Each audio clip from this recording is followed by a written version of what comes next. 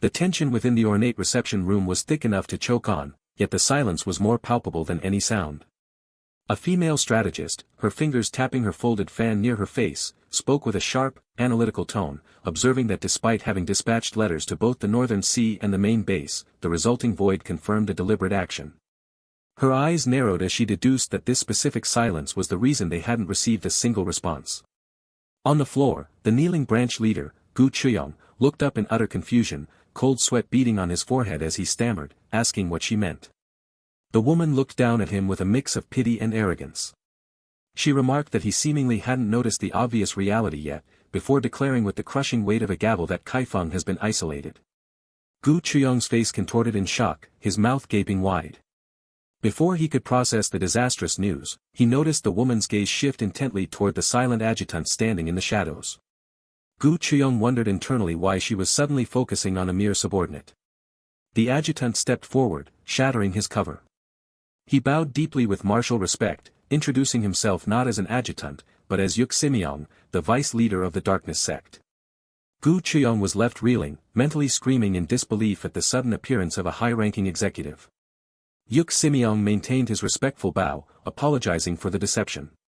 He explained that he could not reveal his true identity due to strict orders from the Demon Lord. The woman, now smiling with cunning satisfaction, fanned herself gently. She revealed that she had sent the vice leader under the Demon Lord's orders for a specific purpose, to secretly transform Kaifeng into a new base of operations for the Darkness sect. Gu Chuyong, struggling to keep pace with the political earthquake, simply stammered in awe. Her expression shifted instantly to business. Snapping her fan shut with a sharp clack, she demanded to hear the report, asking if Yuk Simyong had sent operatives to the cult. Yuk Simyong's face turned grave. He admitted that he had been wondering about the situation himself. He reported a chilling statistic: more than half of the operatives he sent out had become unresponsive in less than 5 days. He emphasized the terrifying efficiency of the enemy, concluding with a heavy realization that this systematic elimination must be the handiwork of the Murim Alliance's first general strategist, Yu Biamryo. The strategist tapped her fan against her arm, her face shadowed by concern. She deduced that Yu Biamryo had intentionally left their spies alone previously to manipulate the flow of information, only to cut them off now, acknowledging that he was the most difficult opponent they could possibly deal with. The tense strategy session continued. Yuk Simyong furrowed his brow, questioning aloud if the enemy strategist was supposed to be focusing on the spies from the supreme saber of the Six Martial Arts sect.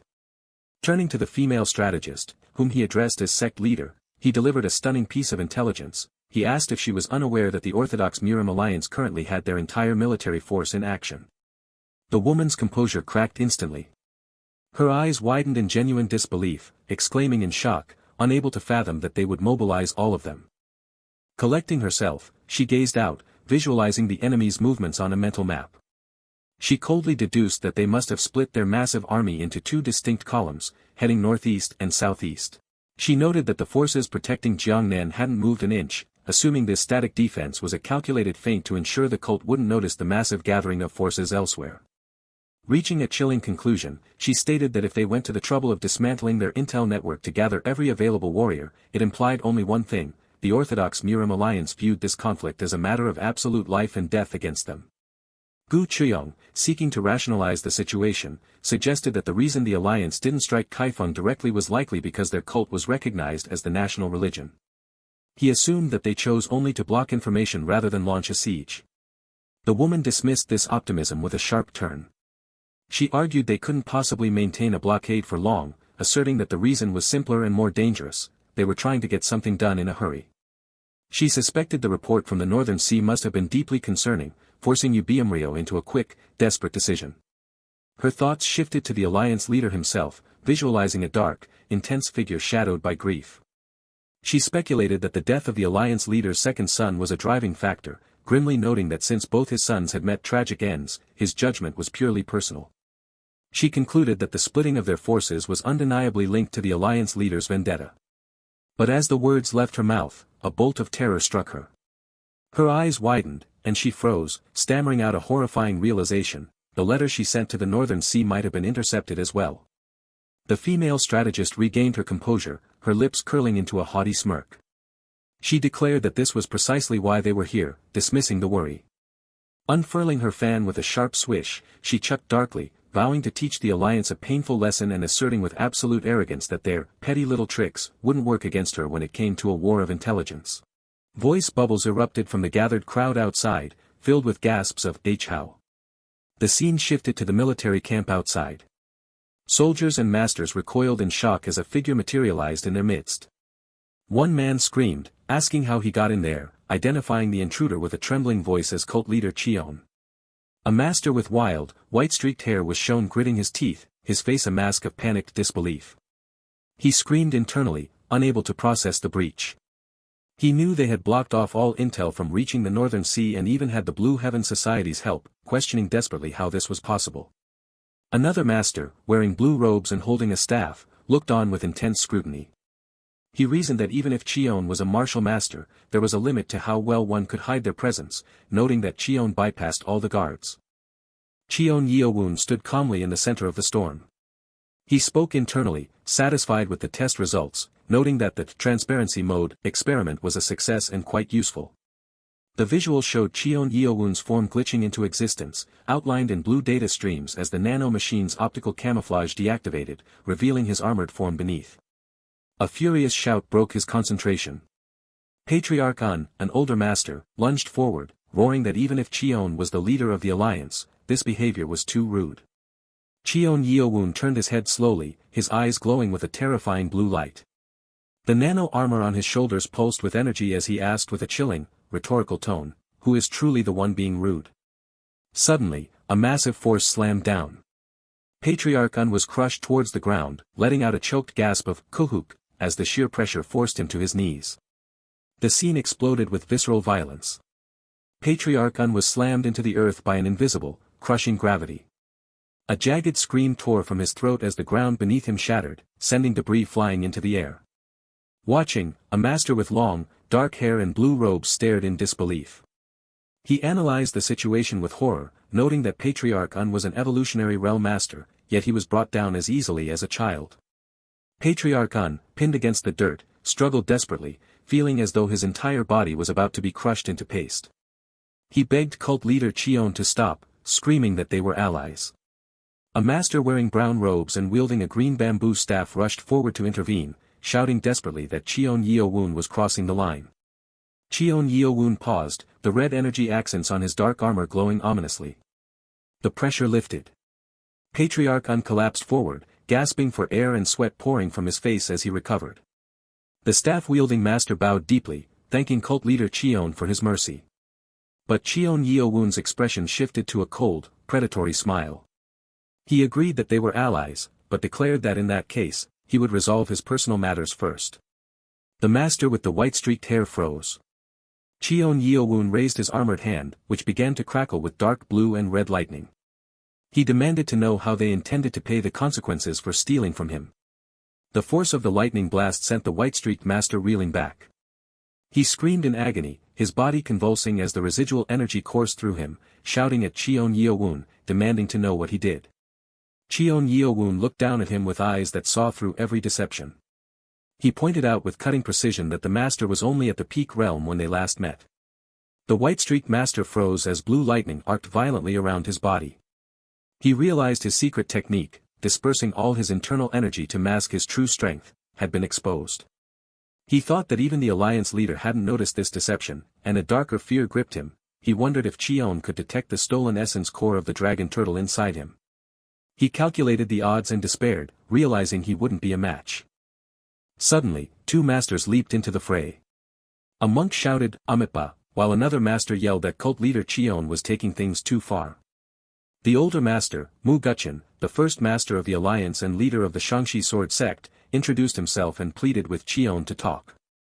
Cheon Yeo-Woon stood with his back to them, sighing deeply, muttering that he was sick and tired of these bastards using the alliance as a shield.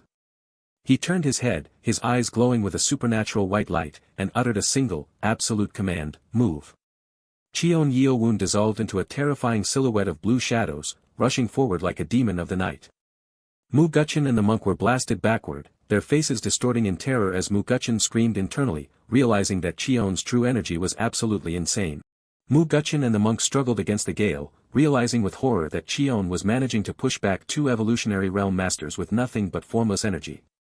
The White Streak Master, transforming his shock into a demonic mask of glee, shouted, thanking the masters for the interference, revealing that they had bought him exactly enough time to reverse his dispersion process. With a maniacal grin, he screamed, "Die," bringing his sword down and creating a gargantuan construct of purple and blue lightning. The massive energy construct was sliced cleanly in half in a blur of motion. The White Streak Master was left stunned, questioning frantically how Cheon wasn't electrocuted. Cheon Yeo-Woon stepped through the fading sparks, his expression shifting to utter boredom and disdain. He looked the thief in the eye and sneered, calling him pathetic. Then, Cheon's blade erupted with a jagged, ferocious red lightning. He corrected the thief's ignorance, declaring with absolute authority, "This is lightning chi." The confrontation culminated in a singular, vertical column of annihilation. Cheon Yeo-Woon descended from the heavens like a god of destruction, his form silhouetted against the blinding explosion of red lightning. Below him, the White-Streaked Master faced his end, his face contorted in a final, agonizing portrait of absolute despair, eyes rolled back and his mouth unhinged in a primal, jaw-breaking scream. The sound of his demise was a massive, tearing roar of "kuagh" that ripped through the air, engulfing the thief completely in the storm of red lightning, erasing his arrogance and his existence in a single, devastating instant.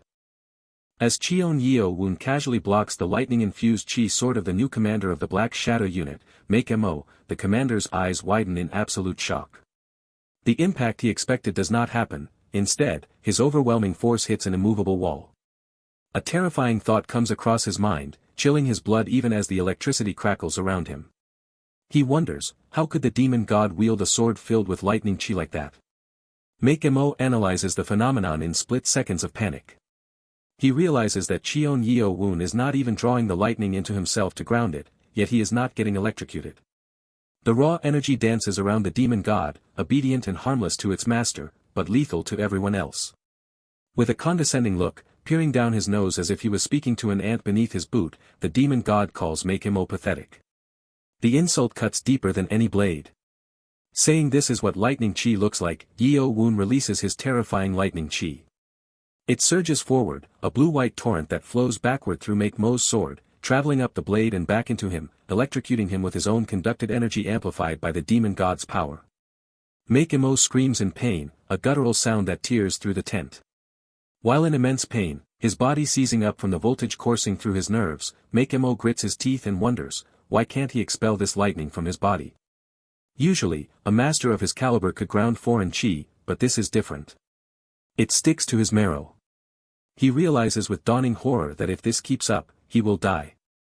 With a smile that does not reach his cold eyes, the demon god tells Mo he is holding out better than expected.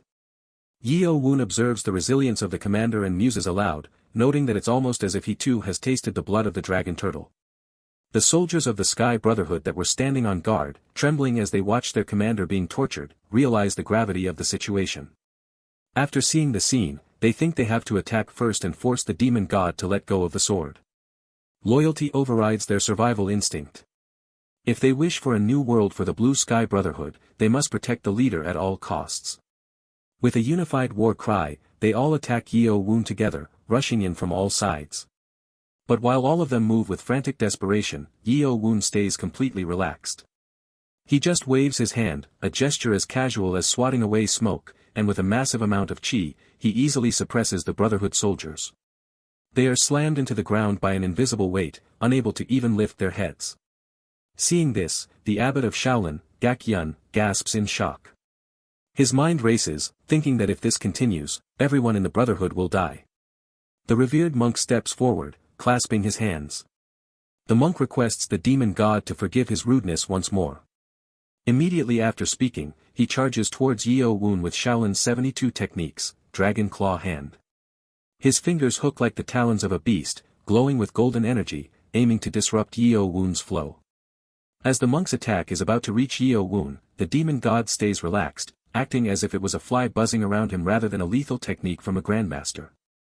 Saying he is not killing him only because he is a Shaolin monk, the demon god pushes back the monk with invisible sword chi. The blast of air is sharp and heavy, slamming into Gak-Yun and injuring him instantly. The abbot stumbles back, clutching his chest. He couldn't believe it was sword chi.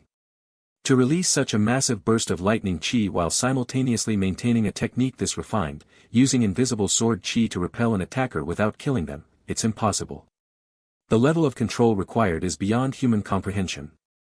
The master of the Shangshi sword sect, Mu Guqion, gets terrified seeing the demon god easily repel the abbot. Sweat beads on his forehead. The shocking realization strikes him as he saw the demon god make the head Shaolin monk look like an ordinary person. It wasn't even a fight, it was a dismissal. He stares at Yeo-Woon and thinks, truly, this is a master who has transcended the realm of life and death. He realizes this pressure, this overwhelming power that suffocates the air in the room, it's just like when he faced the Eastern caste god. Yeo-Woon then releases Make-Mo's sword. The connection breaks, and Make-Mo collapses on the ground, smoke rising from his armor. Still, even in this state, Make-Mo desperately thinks that for the new world of the Blue Sky Brotherhood, he has to escape. He tries to scramble away, but his body won't move. His muscles are fried, unresponsive to his will.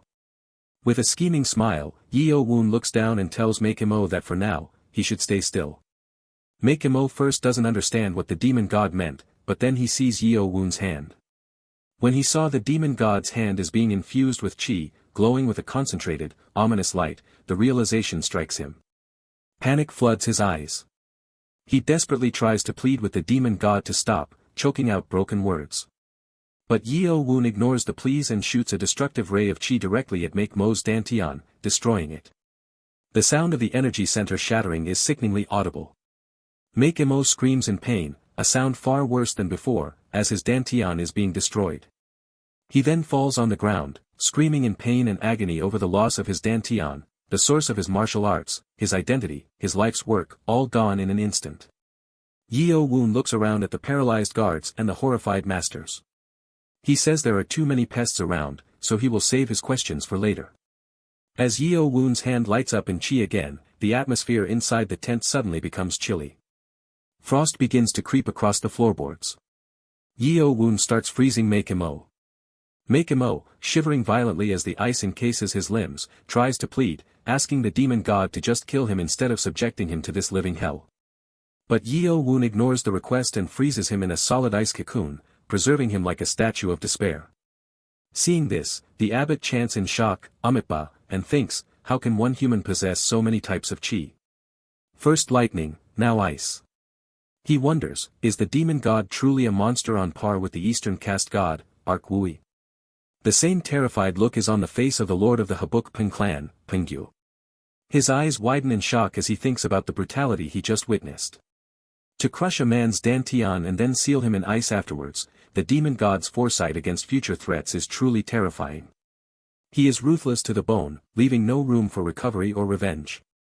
As Mu Guqion stands under the chi suppression of the demon god, his knees trembling, various thoughts come across his mind. He thinks the demon god might be even more dangerous than the Eastern caste god.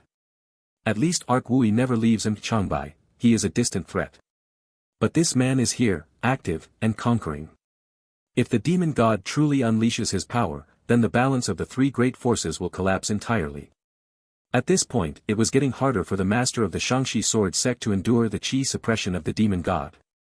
His internal organs feel like they are being squeezed. He looks at the monster before him and thinks, right now the demon god stands alone, right at the heart of the Martial Artists Alliance's army. It is a suicide mission, yet he looks like the predator. Mu Guqion decides that for the future of Murim, perhaps they should just die here together, taking this monster down with them. At that moment, the lord of the Jinju Yun clan, Ian Yanyin, who was also under the chi suppression, spoke with the master of the Shangshi sword sect, Mu Guqion, with the sound transmission technique. His voice echoes directly in Mu Guqion's mind, urgent and desperate. He says that no matter what happens, they must force the demon god to fight the Eastern caste god. If the demon god were the type to negotiate, their task earlier would have succeeded. But he is not.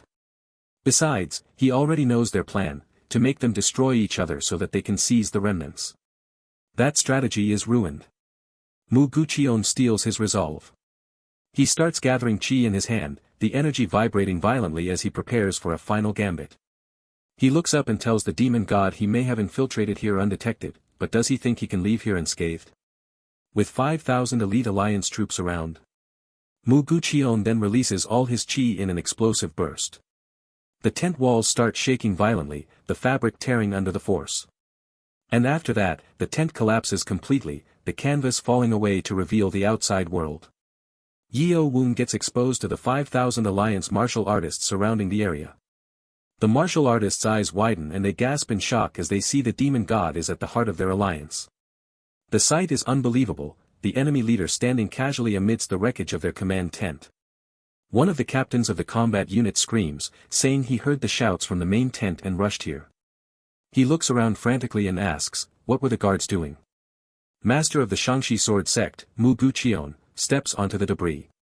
He then raises his sword high and calls for the soldiers of the martial artists alliance to listen.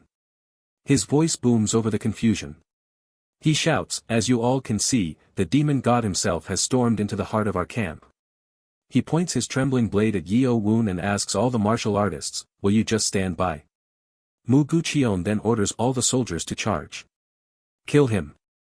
The ground rumbles as all 5,000 soldiers of the martial artists alliance then encircle the demon god, weapons drawn, killing intent soaring to the heavens.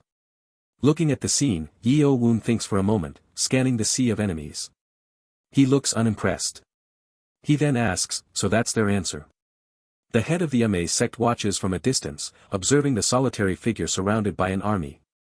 She thinks, to be surrounded by 5,000 troops and there's not even a hint of fear in the demon god's eyes, he truly lives up to the title of demon god. Addressing Yeo-Woon as Lord Cheon, Mu Guqion tries one last diplomatic maneuver, though his voice is strained. He says he will speak frankly. He doesn't want any pointless slaughter. The alliance is only concerned that he will obtain another spirit core. Mu Guqion then asks Yeo-Woon, you understand why that frightens us, right? Mu Guqion continues, trying to leverage politics. Even after all this, our sects and the divine cult remain allies. He makes an offer, if the demon god swears to stop pursuing the spirit beasts, we will lower our swords at this very moment. But if he intends to fight us to the bitter end, we will fight with our lives on the line. Mu Guqion then has the audacity to ask the demon god to choose, will you abandon the spirit beasts for peace with your allies, or will you push this to a bitter conclusion? But before the master of the Shangshi sword sect could finish speaking, he notices something is amiss. The air shifts. The demon god's hand turns into a chi sword, glowing with lethal sharpness. As he swings it, Mu Guqion barely avoids it, throwing himself backward in a panic. But the martial artists that were standing behind him are not so lucky, they get cut in half instantly, their bodies severed by the invisible blade. Seeing this, Mu Guqion calls the demon god a fool and screams, so you truly desire bloodshed to the end. Yeo-Woon then charges towards Mu Guqion.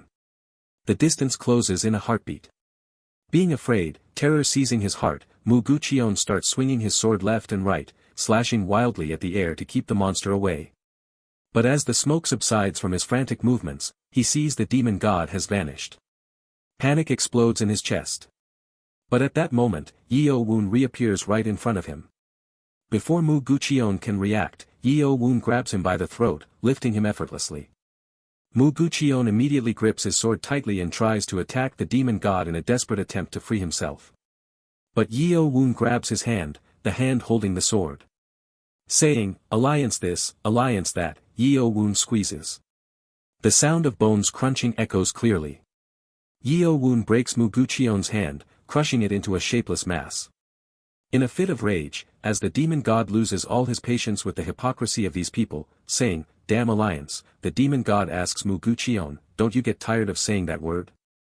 And in that moment, as the master of the Shangshi sword sect dangles helplessly in his grip, we came to know how terrifying the demon god can be. As the demon god loses all his patience, the air around him seems to vibrate with a terrifying, suppressed rage. He reaches out, his movements faster than the eye can track, and he crushes the hand of Mu Guqion, the esteemed master of the Shangshi sword sect. It is a brutal, unforgiving grip. As the demon god tightens his grasp on Mu Guqion's hand, the sickening sound of grinding cartilage echoes through the silent battlefield. He crushes the bones, pulverizing them into dust beneath his fingers, and Mu Guqion can feel the immense, earth-shattering pain that assaults the mind when one loses his limbs. It is a pain that transcends physical sensation, striking directly at his cultivation and his pride. In a terrifying manner, with a cold, dispassionate cruelty, the demon god rips out one of Mu Guqion's hands completely.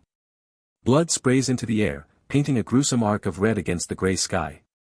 Blood is splattering everywhere, soaking the dry ground and staining the robes of the righteous. All the martial artists watch in terrifying shock, their eyes wide and trembling, as they see just how merciless the demon god can be. The sheer brutality of the act freezes the blood in their veins. Witnessing this gruesome scene, Mort of the Jinju Yun clan, Ian Yang-in, feels his sanity fraying. He screams at the demon god, his voice cracking with desperation, saying, "The people from the Blade God's 6 martial clan are still here. If we fight each other now, it will only end up causing casualties on both sides." He tries to appeal to reason, to the greater threat looming over the Jianghu, but his words seem to vanish into the void. The battlefield feels silent, an unnatural, heavy silence descending like a suffocating blanket. It is not a natural quiet, it is forced. Yeo-Woon speaks, his voice resonating with a power that shakes the very soul. He says the word silence. It is a voice imbued with chi, a command that forbids defiance. Then, with a casual flick of his wrist, he throws back Mugu Cheon.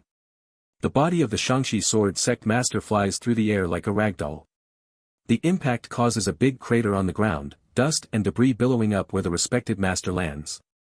Upon losing all his patience at that point, the demon god is very angry. His anger is not a fiery outburst, but a cold, glacial pressure that weighs down on everyone present. He looks at them with eyes that hold no warmth. He tells the members of the martial alliance, "You only remember the alliance when it benefits you. And behind the divine cult's back, you dare plan something like this?" His voice drips with disdain. He exposes their hypocrisy, their scheming nature that hides behind the veneer of righteousness. Yeo-Woon declares, "From now on, the heavenly demon divine cult alone is enough to destroy the Blade God's 6 martial clan. And from this moment, the alliance ends here." The declaration rings out like a death knell. Upon hearing the breaking of the alliance, the lords of the Murim alliance cannot believe it. They stand frozen, their faces pale. They were in utter shock. The political ramifications, the loss of power, the immediate threat, it all crashes down on them at once. The abbot of Shaolin, Gak Yun, stands amidst the chaos. He repeatedly chants Amitabha in his mind, his fingers moving over his prayer beads, and thinks, so this day finally came. As realization strikes the wise monk, the weight of karma settles upon his shoulders. He can understand what is about to come. The era of cooperation is over, the era of blood has begun. With an anger-filled tone, Yeo-Woon asks, "Did you think I would follow you forever? While you kept waving the word alliance like some flag?" The air grows heavier. The killing intent radiating from Yeo-Woon becomes tangible. Then, the demon god suppresses all the alliance members with immense chi. It feels as though the sky itself is falling upon their heads. Yeo-Woon asks the alliance, "You came to take my life, right? Then you would better be ready to lose yours as well."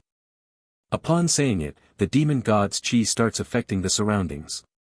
A strange vibration runs through the weapons of the soldiers. It affects the swords of all the Murim alliance soldiers. The blades begin to tremble, resonating with the demon god's will, as if the demon god was about to use these swords as his own. Realizing this, the patriarch of the Ian clan, Ian Yang-in, widens his eyes in horror. He recognizes the phenomenon. He screams, "That's the technique Sky Flash," and tells everyone, "Destroy all your weapons now." Panic ensues. The soldiers, trusting their leader's desperate command, act instantly. Then all the soldiers start destroying all their swords, snapping blades, shattering steel, without leaving a single fragment intact. Ian Yang-in screams again, telling everyone to pour all their energy in, to turn their swords into dust. He thinks, even without Sky Flash, we can fight the demon god using the rotating wheel formation. In his mind, he tells the demon god not to think they came here without any preparations this time. They have contingencies, they have formations. Seeing all of them destroy their swords, Yeo-Woon sighs. It is a sigh of disappointment, perhaps of boredom. With a cold smile, he tells them, "So you can learn after all, it seems." Then, suddenly, the atmosphere turns chilly. The temperature drops below zero in a heartbeat. The moisture in the air crystallizes. Ice chi starts gathering, swirling around the demon god like a blizzard obedient to its master. The master of the Ame sect hugs her arms, shivering. She wonders, what is this? The wind feels like it's freezing. It bites at her skin, numbing her senses. She realizes that this cold energy is completely different from the ice inside the command tent earlier. That was merely cold, this is absolute zero. Ice swords start gathering in the sky. When she looks up, it is both a mesmerizing and terrifying scene at the same time.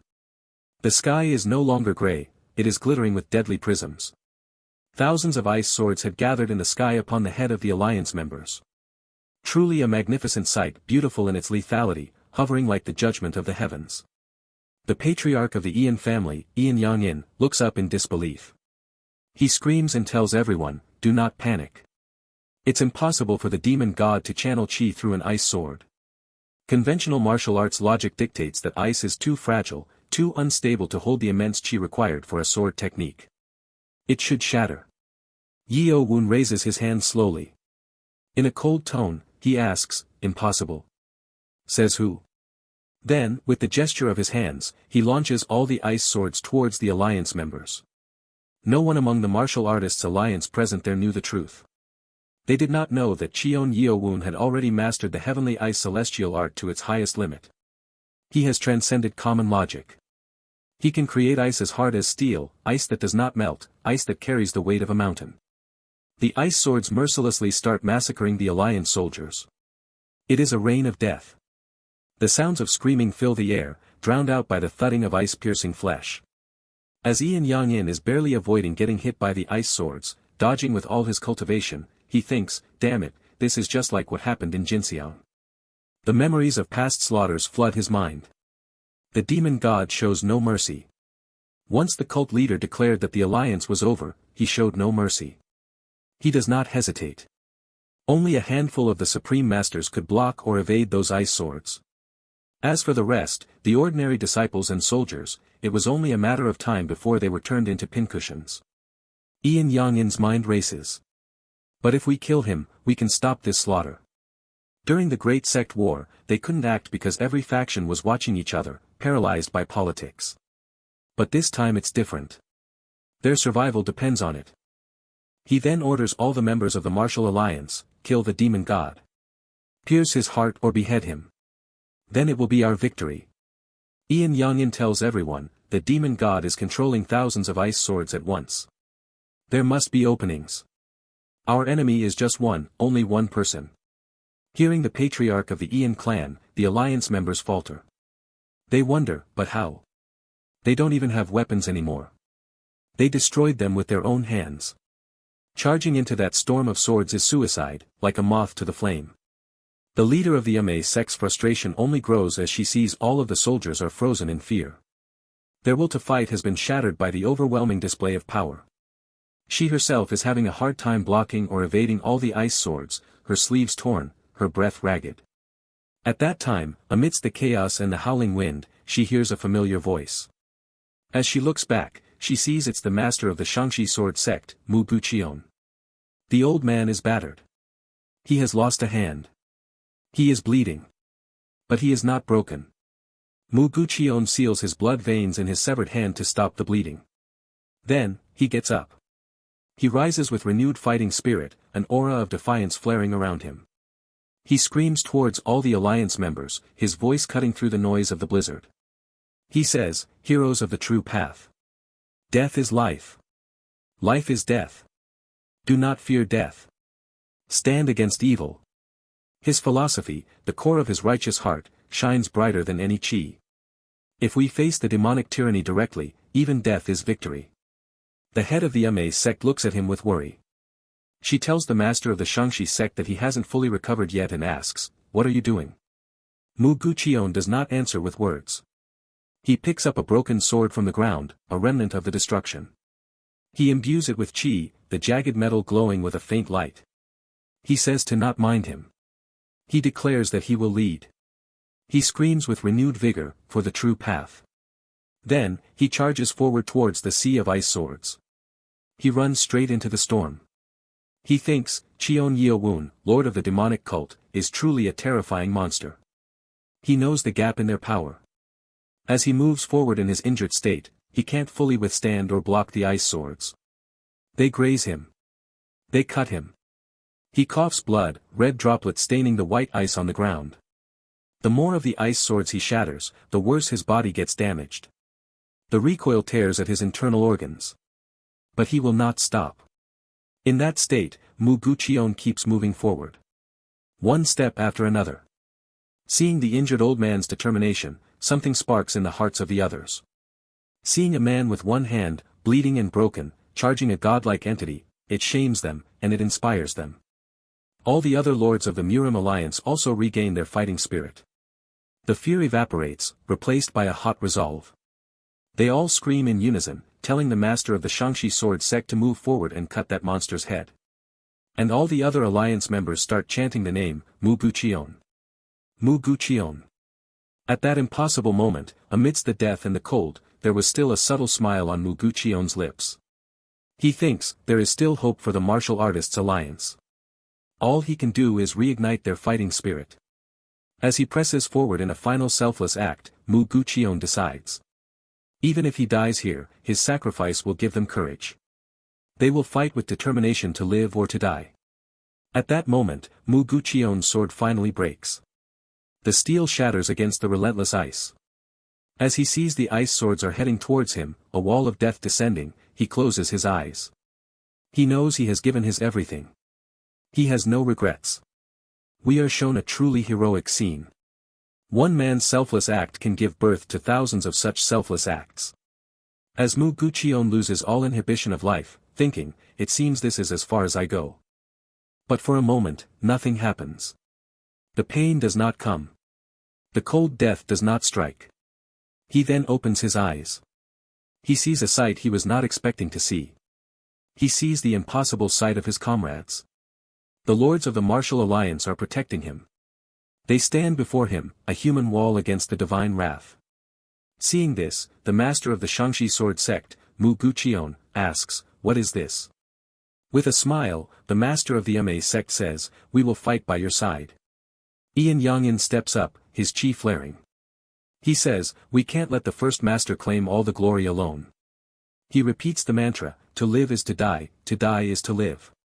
Steel Squad Commander O Mengdo joins the charge, his massive frame blocking the wind. As they all were in the stage of life and death, standing on the precipice of oblivion, yet they were smiling. They have found their resolve. At this point, Cheon couldn't contain his emotions anymore. Tears mix with the blood on his face. In his mind, he asks the demon god, does he understand now?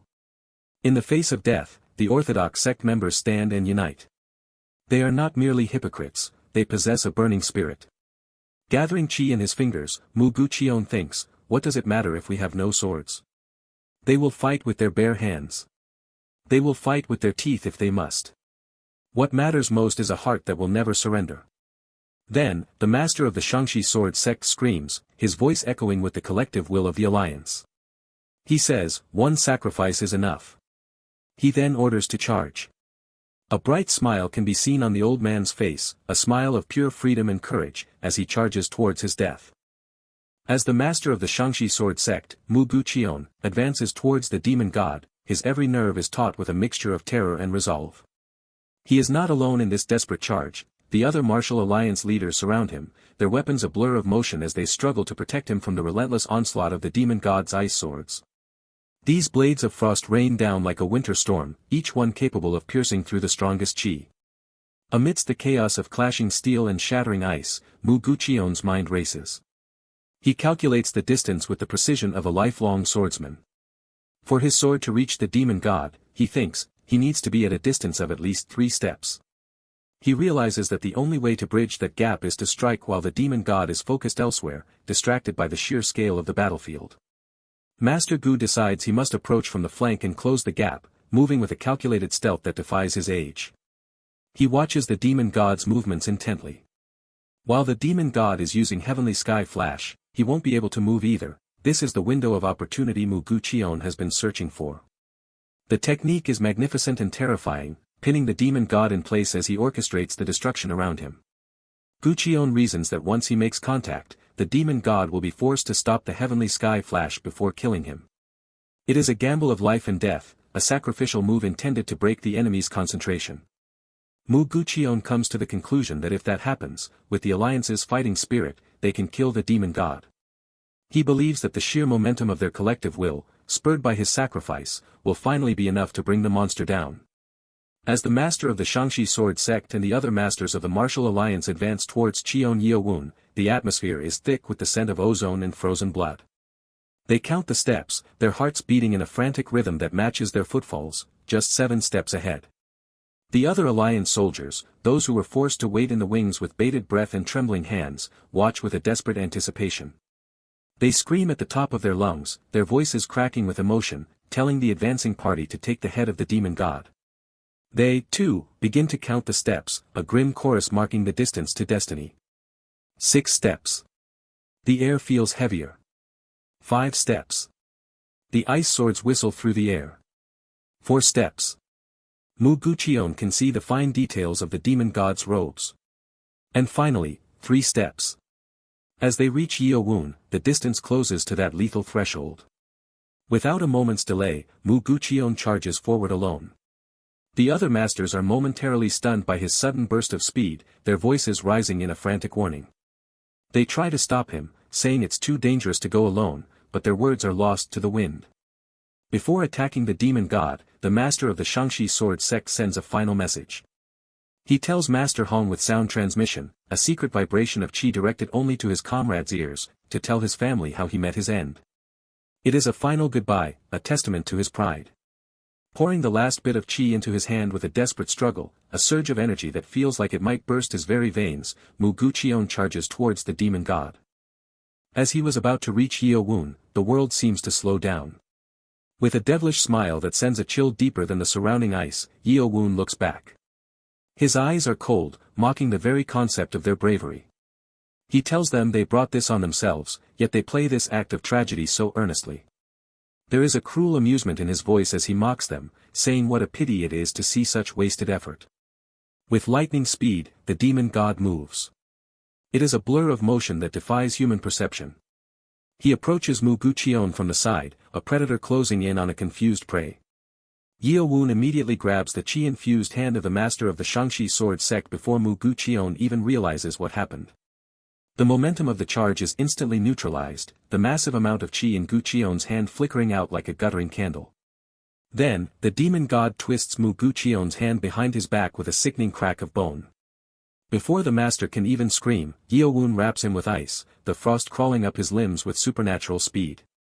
He is immobilized, frozen solid in a pillar of jagged ice, leaving only his head exposed to the freezing air and the sight of his failing allies. Seeing this, the master of the Ma sect was in utter shock. Her eyes widen, her breath hitching in her throat as she stares at the frozen figure of one of their strongest leaders. She couldn't believe this happened, how could it be? Especially when the demon god didn't even stop the heavenly sky flash. The technique continued unabated, yet he had moved with such grace and lethality. But before she could even begin to understand the whole situation, Yeo-Woon appeared behind her. The speed is unnatural, a ghostly flicker in the snow. In anger and a sudden burst of survival instinct, she tries to attack him, calling him a monster with a voice full of venom. But the demon god is faster. He grabs her wrist with tremendous force, a grip like an iron vice that shatters her arm bone instantly. The sound of the break is muffled by the wind. Then, he strikes her with his palm, a focused burst of internal energy that pierces through her defenses. It strikes her dantian, the very center of her power, breaking it into 1,000 pieces.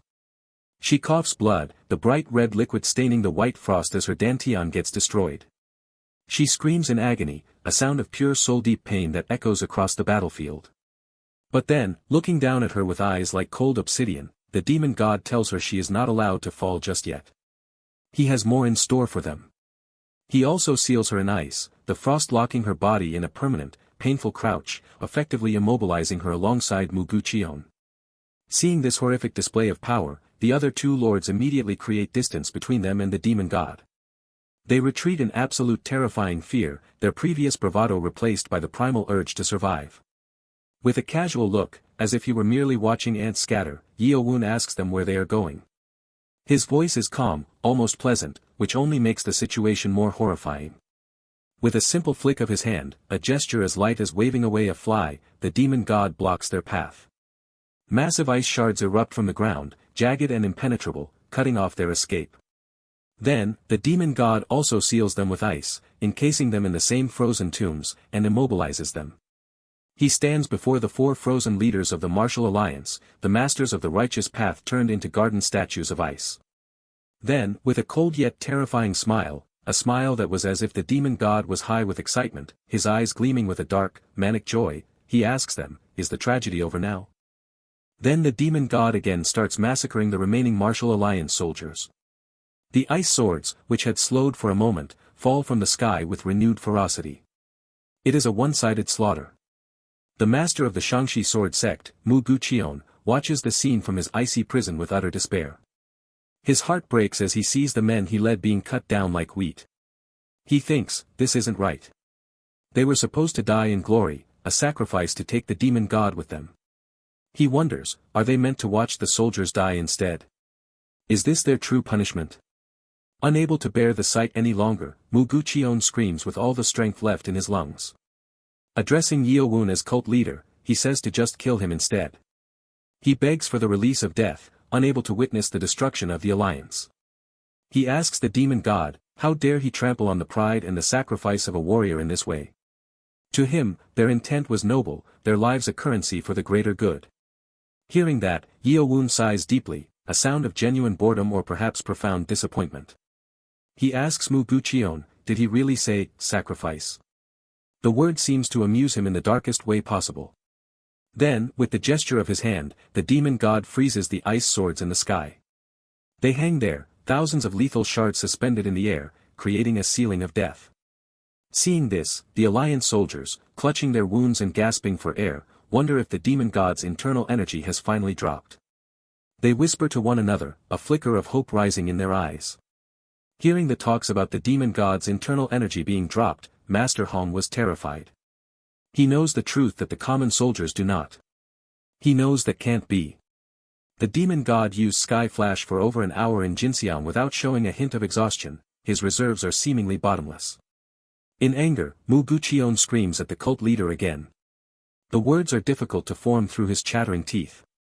He says he doesn't know what the cult leader is scheming, but if the cult leader is thinking of restoring the alliance, then the alliance will never, but the master of the Shangshi sword sect couldn't finish speaking. The demon god breaks his mouth, the ice chi swirling around his face like a miniature hurricane, crushing his jaw and sealing his lips. It is a brutal silencing. Yeo-Woon tells him he talks too much. Seeing this, the master of the Ma sect, even in her frozen state and immense pain, curses the demon god. She asks how dare he do this to one who can't even resist. Her voice is a rasp of hatred. Cheon Yeo-Woon ignores the Ma sect leader's rant entirely. He turns his gaze toward the survivors and the frozen lords. He tells them since they all are so eager to sacrifice themselves, he can't just ignore their resolve. He says it with a mock seriousness that is chilling. Hearing the demon god, the patriarch of the Jinju Yun clan, Ian Yangyin, gets nervous.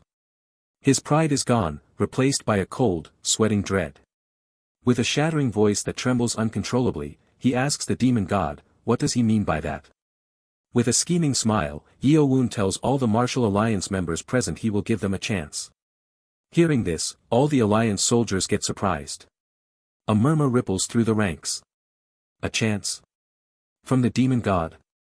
Yeo-Woon continues, his voice projected so that every warrior can hear him. Towards the warriors of the Martial Artists Alliance, he says he does not believe all of them moved with the same heart and mind. He acknowledges that among the thousands, there are different motivations. Hearing the demon god speak, there were mixed feelings between the Martial Alliance warriors. Some were nervous, sensing a trap, and some were curious, their survival instincts clinging to any hope of mercy. Master Mu, whose mouth was broken and jaw shattered, could only wonder in his silent agony, just what is the demon trying to do? The demon god continues his speech, pacing slowly before the frozen leaders. He points out that the leaders here had several opportunities to avoid this fate, yet they still sought to harm his life and the lives of his followers. Yeo-Woon says, with a bluntness that shames their supposed nobility, that he doesn't wear the mask of a gentleman like them. He is honest about his nature. Those who target him, he eradicates them thoroughly, down to the root, to eliminate any future troubles. It is his philosophy of survival. However, he adds, since their leaders are volunteering themselves for sacrifice, he will make an exception this time and give all the warriors of the Martial Artists Alliance a chance. He admits he would rather not leave future troubles, but he is not a bloodthirsty killer either.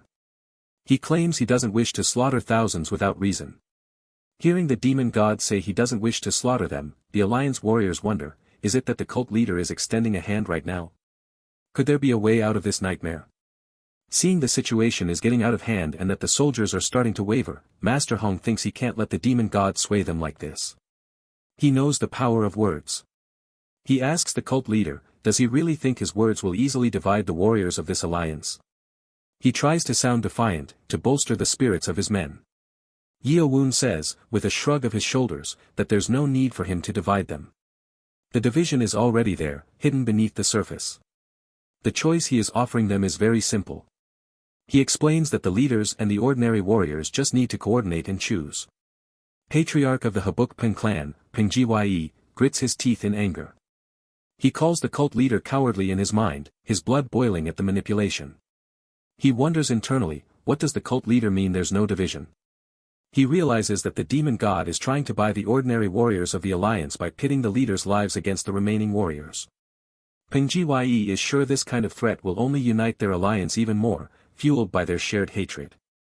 Then, he points his sword at the cult leader with a trembling hand and says how laughable this is. He asks, does he really think his cheap tricks will make this alliance sacrifice each other? Yeo-Woon sighs, a sound of mock pity, and tells Peng Gye he misunderstands severely. The smile that returns to the demon god's face is truly devilish, the expression of a man who has already won. He drives the final nail in, saying the choice is simple.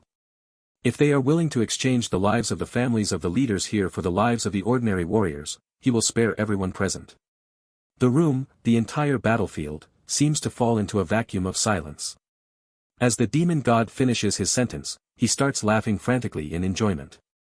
It is a loud, booming laugh that echoes off the ice shards. It is as if he just started a game of life and death with a single sentence, and he is the only one who knows the rules. The lords of the alliance get terrified as they realize the true weight of what the cult leader just said.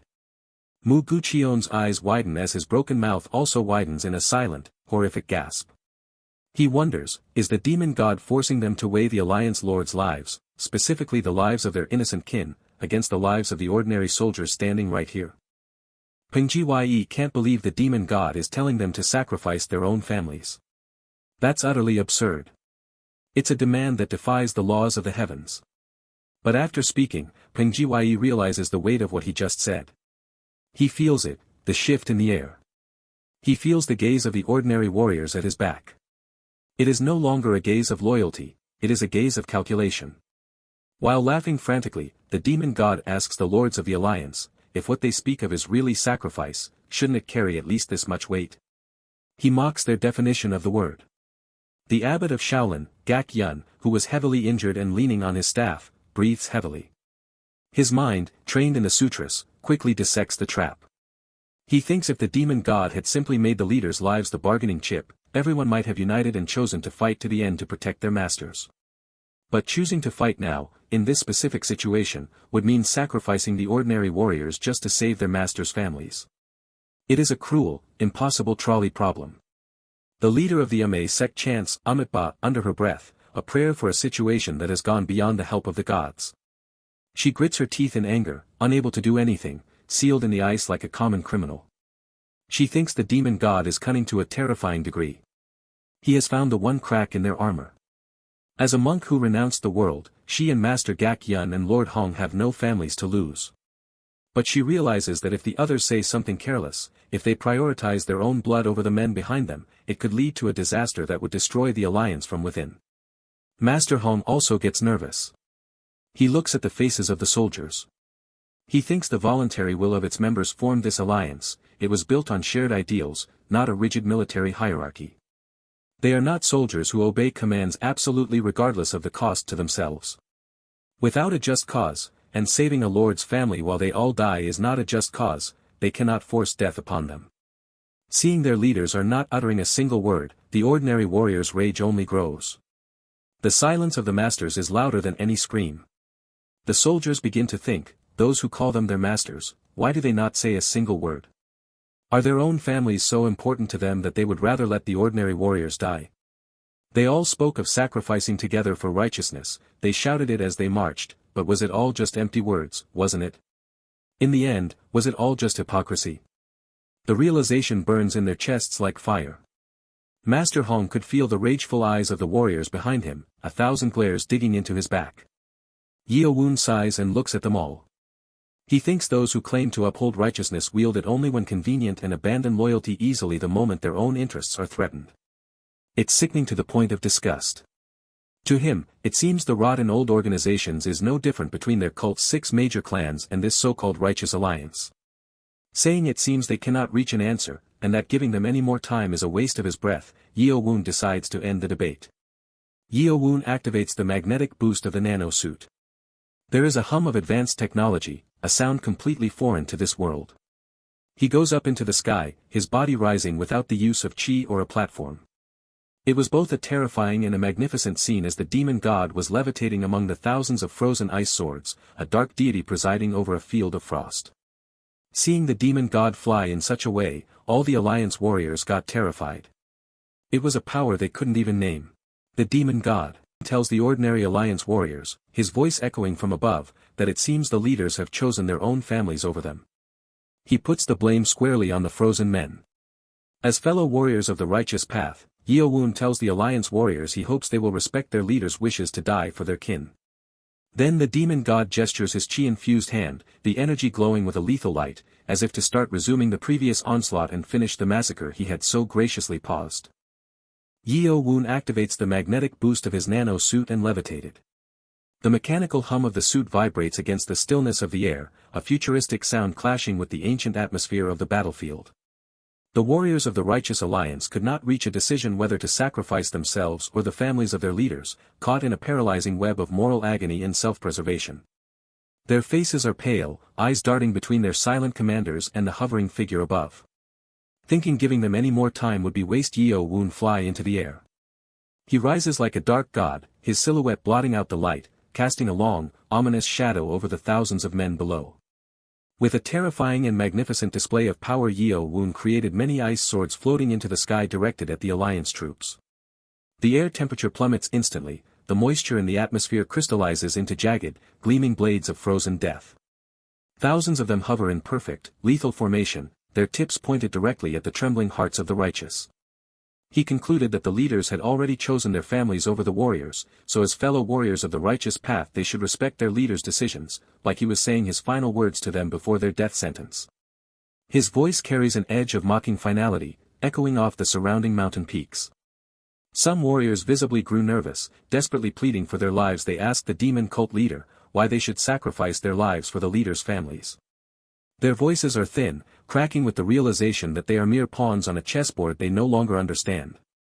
Some said their families were important too, and if they die, who take care of their family? The murmur of dissent grows into a roar of panic. I have a son, one cries. Who will protect my wife? Another shouts toward the silent sky. Somewhere else are still dedicated to the alliance, they pursued others not to fall in the demon cult leaders' schemes. These loyalists, their eyes bloodshot with a mix of fear and fading zeal, grabbed the shoulders of their retreating comrades. They shouted in desperation, saying if they listened to the demon lord they would succeed his plan in dividing themselves. Their pleas are frantic, realizing the unity of the alliance is crumbling like dry sand. So, they must unite to defeat the demon, they desperately shouted. Do not let him into your heads, they scream, but the weight of the hovering ice swords makes their words feel hollow. But the other side argued that they already knew what he was trying to do and what their condition was. The logic of survival is a cruel master, and it is winning. The leaders had dragged their feet pretending they would sacrifice themselves for the righteousness, but in the end it was the innocent ordinary members who died in the sky flash, cut down for the leaders' ambitions. The bitterness in their voices is palpable, a poison more dangerous than any blade. They look at the high-ranking masters and see not heroes, but cowards hiding behind the rank of righteousness. Seeing the righteous alliance warriors' desperate situation, and the uprising conflict among them, Mugu Kyan wanted to say something but no words came out from his broken jaw. The pain is a dull, throbbing roar in his skull, and the grinding of bone against bone prevents any speech. He thought in his mind that the casualties among the ordinary warriors were far more compared to the leaders. The math of war is simple and brutal. Then he realized this was all a scheme made by the demon lord Yeo-Woon. The realization hits him harder than any physical blow. He had deliberately targeted the warriors to make a rift between the leaders and warriors. It is a masterpiece of psychological warfare, turning a brotherhood into a mob. Yeo-Woon showed a faint smile of satisfaction. It is a cold, beautiful expression that does not reach his eyes. The number of warriors trying to save their lives grew more. They questioned what was the point of provoking the demon god in the first place when they had no countermeasures to block the sky flash attack of the demon god. The air is thick with the scent of ozone and the biting chill of the ice. Without any strategy, not even the masters could last a second, so they were just brought in like pigs to be slaughtered. The metaphor hangs in the air, bloody and true. Most of the warriors choose to save their own lives. The instinct to breathe, to see tomorrow's sun, outweighs the abstract concept of alliance loyalty. They asked the leaders if they consider them as comrades of the alliance when it was time for them to sacrifice themselves. The betrayal burns in their chests. They shouted at the leaders, if only their family matters, and combine the lives with so many warriors and their families, their sacrifice was nothing before it. Is the blood of a sect leader's son worth more than 1,000 of us? A voice bellows from the back. They questioned why did not the masters and the sect leaders did not say anything, they just stood still watching the chaos without sprouting a single word. The silence of the leaders is an admission of guilt, a heavy, suffocating blanket over the battlefield. The Shaolin warrior monks were relatively calm, they had no worldly attachments, but they could also understand the grave situation of the warriors. They stand in their saffron robes, beads gripped in hands, eyes half closed in meditation even as death hovers above. Their detachment is their armor, but even they can feel the seismic shift in the hearts of the men around them. On the other hand, more warriors joined the questioning. They wanted answers from their leaders if they were telling the warriors to kill themselves for something they were unrelated with. The connection between the high-level politics and the low-level dying has been severed. They blamed for their leaders' irresponsible behavior, like the leaders staying silent was shifting all the blame towards them. Every second of silence from the command tent is a fresh wound to the alliance's spirit. They asked why the leaders never even once mentioned sacrificing their families for the warriors' lives. Seeing the situation, the sect leader of Oh My Sect, Xian gritted her teeth in anger. Hancock and thought those words should never been uttered. The demon cult leader had broken the unity of the alliance warriors with just these words. The warriors were becoming restless. Someone from the crowd shouted, how could they trust such people like the leaders and claim to uphold righteousness? The word righteousness now sounds like a joke, a hollow shell. He told the demon cult leader that they couldn't sacrifice their lives for their leaders. The declaration is a spark in a powder keg. Others quickly joined him. They also decided not to sacrifice their lives for their leaders' families. Lord Hong's suddenly sound transmitted without anyone's notice to Master Zhong Xian. The secret communication ripples through the mental plane, invisible to the common eye. He said there was no way to win back the members' hearts as they were distracted. The damage is total, the foundation of the alliance has turned to liquid. So they had no other choice. As shameful as it could look, his only option was to flee, so he apologized and stated his decision. The great Lord Hong, choosing the path of a ghost rather than a martyr. Master Xian said the demon cult leader had already destroyed her Dantian, so he would most likely not take her life, and she prayed for him to survive this disaster somehow. Her internal energy is gone, leaving her a hollow vessel of her former self, watching the world burn. Amidst the chaos, Gokyan, the abbot of the Shaolin temple, stepped forward. He tried to reassemble the warriors. He is a pillar of ancient stone in a storm of leaves. His whole body was trembling, bloodstains and injuries all over his body, barely able to stand, but with a powerful voice he asked the warriors how could they fall for the demon cult leader's mind games and fight among themselves. With his authority as the second master of the alliance, on behalf of the commander-in-chief, he ordered that every warriors to retreat at once. The command is a desperate gamble to save the physical bodies of his men, even if their spirits are broken. The warriors were puzzled, they froze in one place from the pressure of the moment. The sudden shift from stand and die to run and live is too much for their exhausted minds to process. Seeing their hesitation, Gokyan shouted with all his strength and told the warriors to run towards the escape route.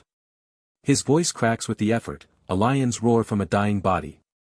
As his voice echoed throughout the battlefield, the remaining masters and the sect leaders were the first one to run towards the escape route. The sight is pathetic, the great leaders leading the way not into battle, but away from it. Seeing their leaders to retreat, the troops were frustrated and frightened at the same time. The hierarchy has collapsed into a race for the exit. Cold sweat poured down from their face. The escaping leaders grind their teeth in humiliation and shame. They can feel the eyes of their subordinates burning into their backs. In their mind there was only one thought remaining, the only thing they wanted was to protect their families. The selfishness of the elite is finally laid bare in the mud of the battlefield. Many warriors followed their leaders to escape. Seeing their desperate last struggle of survival, Yeo-Woon smiled and said, "A retreat from this place surrounded by mountain on 3 sides, leaving only one escape route." His voice is a low purr of satisfaction. To rush forward to the only remaining path without thinking, it really was the most ruthless move they made. It is the instinct of a trapped animal, and Yeo-Woon is the hunter who built the cage. The warriors fled in all directions. They were desperately trying to avoid the sky flash as much as possible in order to survive. They scramble over rocks and the bodies of the fallen, their eyes fixed on the narrow gorge ahead. The shining ice swords lingering above their heads, one strike from them and death was inevitable. The blades follow them like a canopy of silver, reflecting the desperate faces of the fleeing men. The patriarch of the Habukpeng clan, Peng Gye, was leading the retreat. In his mind he was burning in the anger of revenge. Every step he takes away from the enemy is a tally of the debt he intends to collect. Vowed to repay this humiliation someday. He imagines the great lord's head on a pike, a fantasy to drown out the sound of his own running feet. But he suddenly stopped. The warriors behind him asked what was wrong. The sudden halt sends a ripple through the fleeing line. Peng Gye gritted his teeth in anger and said he didn't came alone after all. The realization dawning on him is cold and heavy. We see a group of people standing in the path of the retreat, blocking the way. They are shadows against the light, unmovable and terrifying. It was the Grand Elder of the Heavenly Demon cult, Cheon Yeo-Woon, leading the Heavenly Demon's elite guard and others to block the retreat. The elite guard stands in perfect silence, their black armor absorbing the light, their blades already drawn. Peng Gye was desperately searching for a way to escape, his eyes darting to the steep cliffs and the narrow paths. He thought the Grand Elder Dark King and his elite subordinates couldn't be underestimated, so that was not a way he could escape. Then he turned his eyes and saw a silver-haired man standing right. His clothings were like those of North Sea Ice Palace disciples. It was Danju. The cold radiating from the man is different from Yeo-Woon's, it is a deep, ancient frost. He also felt an extraordinary aura from him. Then he turned around and saw Rainiang. She stands there, a lone figure amidst the chaos, her presence as sharp as a needle. She was standing alone, blocking the path. He wondered who she was, but seeing her alone and most vulnerable, he showed an opening. He thought it was the only path he could choose. It is the fatal mistake of a desperate man. Peng Gye rushed forward at Rainiang, attacked her with his full might. His heavy saber cuts through the air, carrying the weight of the Habukpeng clan's pride. Jiairuyang and Subek saw his actions and nodded at his misfortune. They watched with the detached interest of spectators at a theater. Jiairuyang mocked Peng Gye, saying he must be very desperate to die. The words are a death knell. Rainiang was one of the strongest fighters of the demonic cult and the third elder. Going at her was the same as suicide. Peng Gye launched multiple attacks at Rainiang. The air rings with the sound of clashing steel, a frantic rhythm of survival. But she blocked all of them without moving an inch. She is a mountain, he is the wind. Peng Gye was shocked to see all his attacks fail. His breathing is ragged, his muscles screaming. He asked how could a weak girl like her could break his sword technique so easily. The insult is his final breath of arrogance. Rainiang snapped at Peng Gye's words. Her eyes flash with a lethal light. She rushed forward with her sword, moving faster than the eye can track. With a single stroke of her sword she decapitated Peng Gye. There is no struggle, no long exchange. Rainiang's sword sliced through his neck with a clean strike. Peng Gye's head rolled back and fell into the ground. The expression of shock is frozen forever on his face. Blood spread out like fountain soaking the ground. The crimson liquid seeps into the dirt, turning the escape route into a mire. Seeing Peng Gye's lifeless body, the warriors of the Righteous Alliance was in utter despair. Their leader, the patriarch of a great clan, ended in an instant. Their jaw dropped, they could not believe their eyes. The hope of escape dies with him. As Peng Gye's lifeless head fell into the ground, Rainiang stomped her feet on it. With a cold voice she said she had lived longer than him, venting her anger. The sound of bone cracking under her heel echoes in the silence. On the other side, Danju was blocking the road with his ice arts. He does not even need to move his blade. He froze the warriors' lower half of the bodies, blocking them in ice prison. The ground itself betrays them, the frost creeping up their legs, locking them to the earth. The warriors were trembling in fear and cold as they couldn't escape from the ice. The sound of chattering teeth and muffled sobs fills the gorge. Danju declared even if they were past allies no one could pass him alive. His voice is as cold as the ice he wields. The warriors were in total despair. They understood why Yeo-Woon didn't stop them. The realization is a final, crushing weight. They were lying in ambush on their little path, the place they had thought a natural stronghold, mountains guarding them from three sides, were now their own grave. The geography of their defense has become the geography of their execution. The warriors who tried to escape were cut down like vegetables by the demonic cult members. It is a harvest of souls, efficient and pitiless. Seeing their comrades fell one by one, they asked why this was happening to them. They reach out toward the uncaring sky, their fingers stained with the blood of their brothers. They didn't choose their enemies or allies, they just only wanted to save their own families. The simple desire for home has led them to this slaughter. The remaining ones prayed that the cult leader, Yeo-Woon, keeps his promise and let them live. They cling to his words like a drowning man clings to a jagged rock. The outer hall leader of the Jeonju sect, Jin Jeonju, came forward, his hands clenched before in respect, and said he accepted the proposal of the demon lord. He bows low, his forehead nearly touching the frozen ground. To save their lives he tried to remind Yeo-Woon about his promise, saying he believed a hero like him would never go back on his words. It is a desperate flattery, a final attempt to appeal to a sense of honor that Yeo-Woon has already twisted to his own ends. With the flick of his hand Yeo-Woon pointed his sky flash attack toward Jin Jeonju. The ice swords tilt in unison, a shimmering wave of death aimed at the man's throat. In fear of his life, Jin Jeonju requested Yeo-Woon to withdraw his swords. His voice is a whisper of pure terror. Yeo-Woon told him not to worry and he would keep his promise. The reassurance is terrifying in its calmness. Then suddenly members of the demonic cults jumped into the battlefield suite heavy boxes. They move with military precision, the wooden chests thudding onto the ground.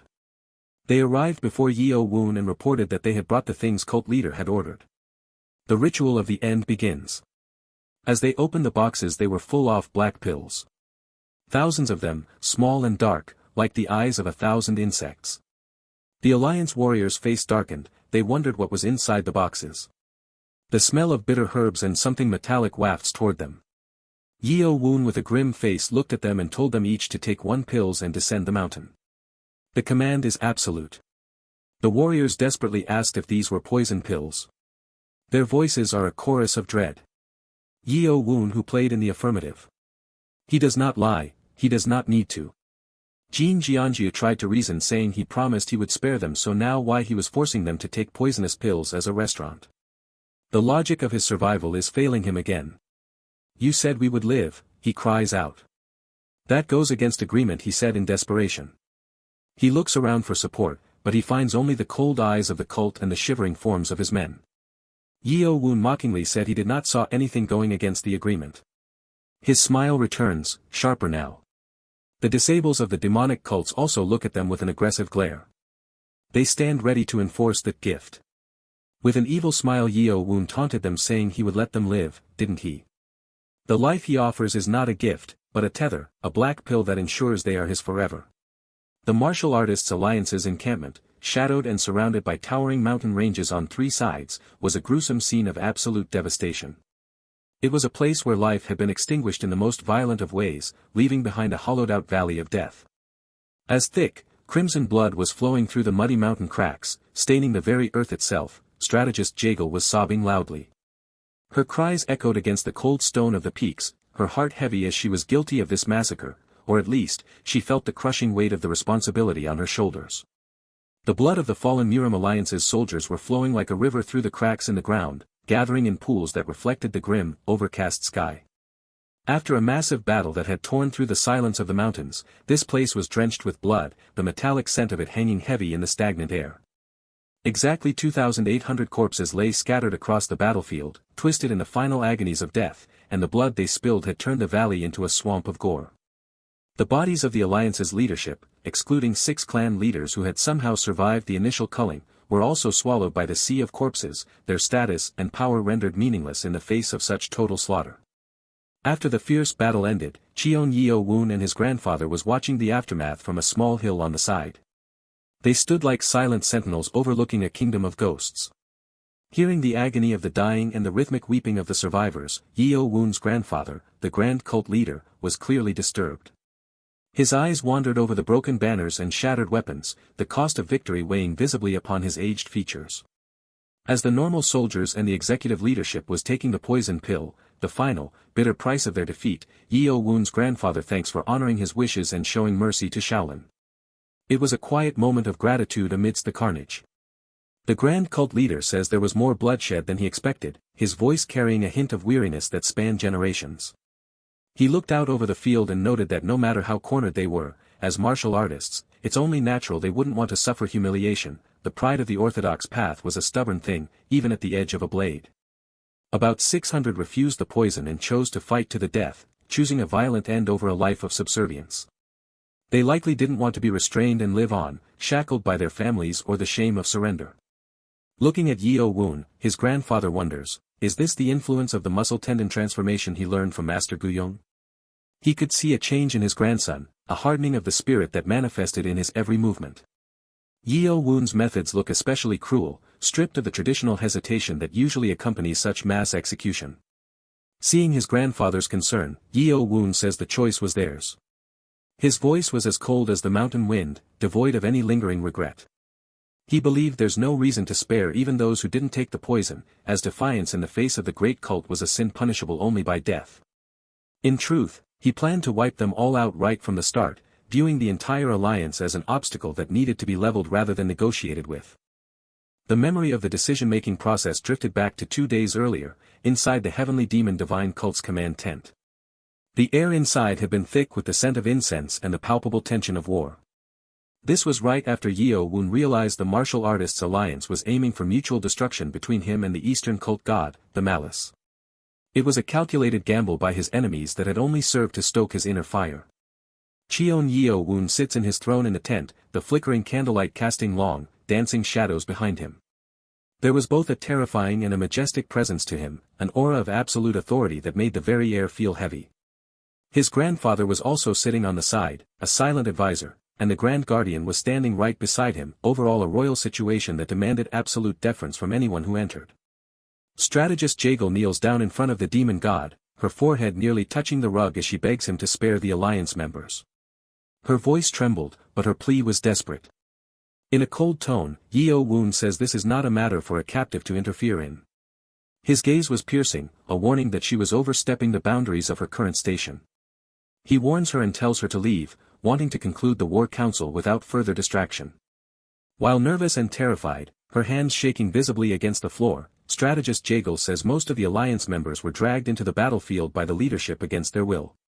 She spoke of the common disciples, the young men who knew nothing of the high-level politics and were merely following orders. She asks, regardless of orthodox or demonic paths, shouldn't they reduce meaningless sacrifice? Seeing her defiance, the Grand Guardian tells her she was allowed to move freely thanks to the Lord's generosity, and it seems she has forgotten her place as captive. His voice was a low growl, his hand resting on the hilt of his blade. The Grand Guardian then calls the guards and tells them to confine her immediately, his patience having reached its limit. As the guards are about to take her away, she gets desperate, her eyes wide with a frantic light, and requests to Yeo-Woon to at least hear her out. She knew this was her last chance to prevent a total bloodbath. If he can grant even a sliver of mercy, she can divide the alliance and force their surrender without great loss. Yeo-Woon gets very intrigued by her suggestion. The idea of winning without the need for a protracted, messy slaughter appealed to his sense of efficiency. He asks her, is she gonna propose a strategy for their cult? Seeing the cult leader is interested, she takes the chance and says she is not asking to spare everyone, she is a realist, even in her desperation. She requests to at least spare those who surrender, those who lay down their arms and acknowledge the cult's supremacy. She pleads to Yeo-Woon, saying she came before him with her life on the line, an ultimate gesture of sincerity. Yeo-Woon gets surprised hearing she can force the alliance's surrender, as the alliance was known for its stubborn adherence to its so-called justice. She immediately says she can, her conviction unwavering. At that moment, strategist Jaegal thinks for what she has seen the cult leader shows no mercy to enemies. She had witnessed his path of conquest, a trail of broken sects and defeated masters. At the very least, she must prevent massive sacrifice, she must save what remains of the alliance's soul. At last, Yeo-Woon gets convinced and tells her he will hear her out. After hearing her proposal, Yeo-Woon thinks it's not a bad proposal. It was clever, utilizing the internal fractures and the fear already permeating the alliance's ranks. If done as suggested, division among the orthodox factions would be inevitable, turning brother against brother until only the cult remained as the sole power. Yeo-Woon then remarks, saying it's an interesting stratagem. His eyes narrowed as he analyzed the long-term implications. However, even orthodox martial artists who survive by surrendering like that would still become future threats. A humiliated warrior is a warrior waiting for a chance at revenge. Yeo-Woon says he will not accept the request and orders the guards to take her away, his decision seemingly final. Strategist Jaegil pleads again to Yeo-Woon to reconsider, her voice breaking into a sob. But as Yeo-Woon is about to refuse her again, his grandfather cuts in, asking if they can speak privately for a moment. The intervention was unexpected, and Yeo-Woon gets very surprised hearing that, as his grandfather rarely interfered so directly in his commands. After that, the grand cult leader, Yeo-Woon's grandfather, comes out of the tent and stands on a small hill overlooking the dark forest. The atmosphere was calm, a stark contrast to the heated debate inside the tent, and a cold wind was blowing past them, rustling the leaves like the whispers of the dead. The grand cult leader tells Yeo-Woon he should reconsider what that child said. He spoke with the wisdom of a man who had seen too many empires rise and fall. But Yeo-Woon says, the martial artists' alliance has thrown away every chance he gave them. He listed their transgressions, the betrayals, the ambushes, the lies. The reason they have deployed such a massive force near Changbai Mountain was to annihilate him and the Blade God's 6 martial clans simultaneously. He says further mercy is meaningless when dealing with those who only seek your destruction. The grand cult leader then says, as that Jaegil child said, there were those among the alliance members who came against their will, caught in the gears of a war they didn't choose. But then the grand cult leader decides to stop pursuing his grandchild on that specific point. He looks at Yeo-Woon's face, illuminated by the pale moonlight, and realizes it seems he won't easily bend his resolve. The fire of the heavenly demon burned too brightly within him.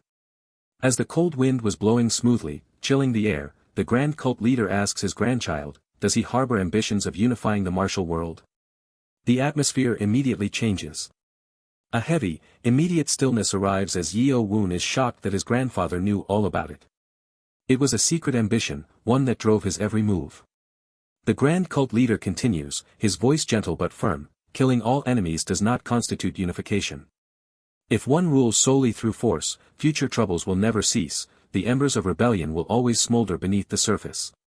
He asks, isn't there a saying that a ruler must clearly distinguish between rewards and punishment?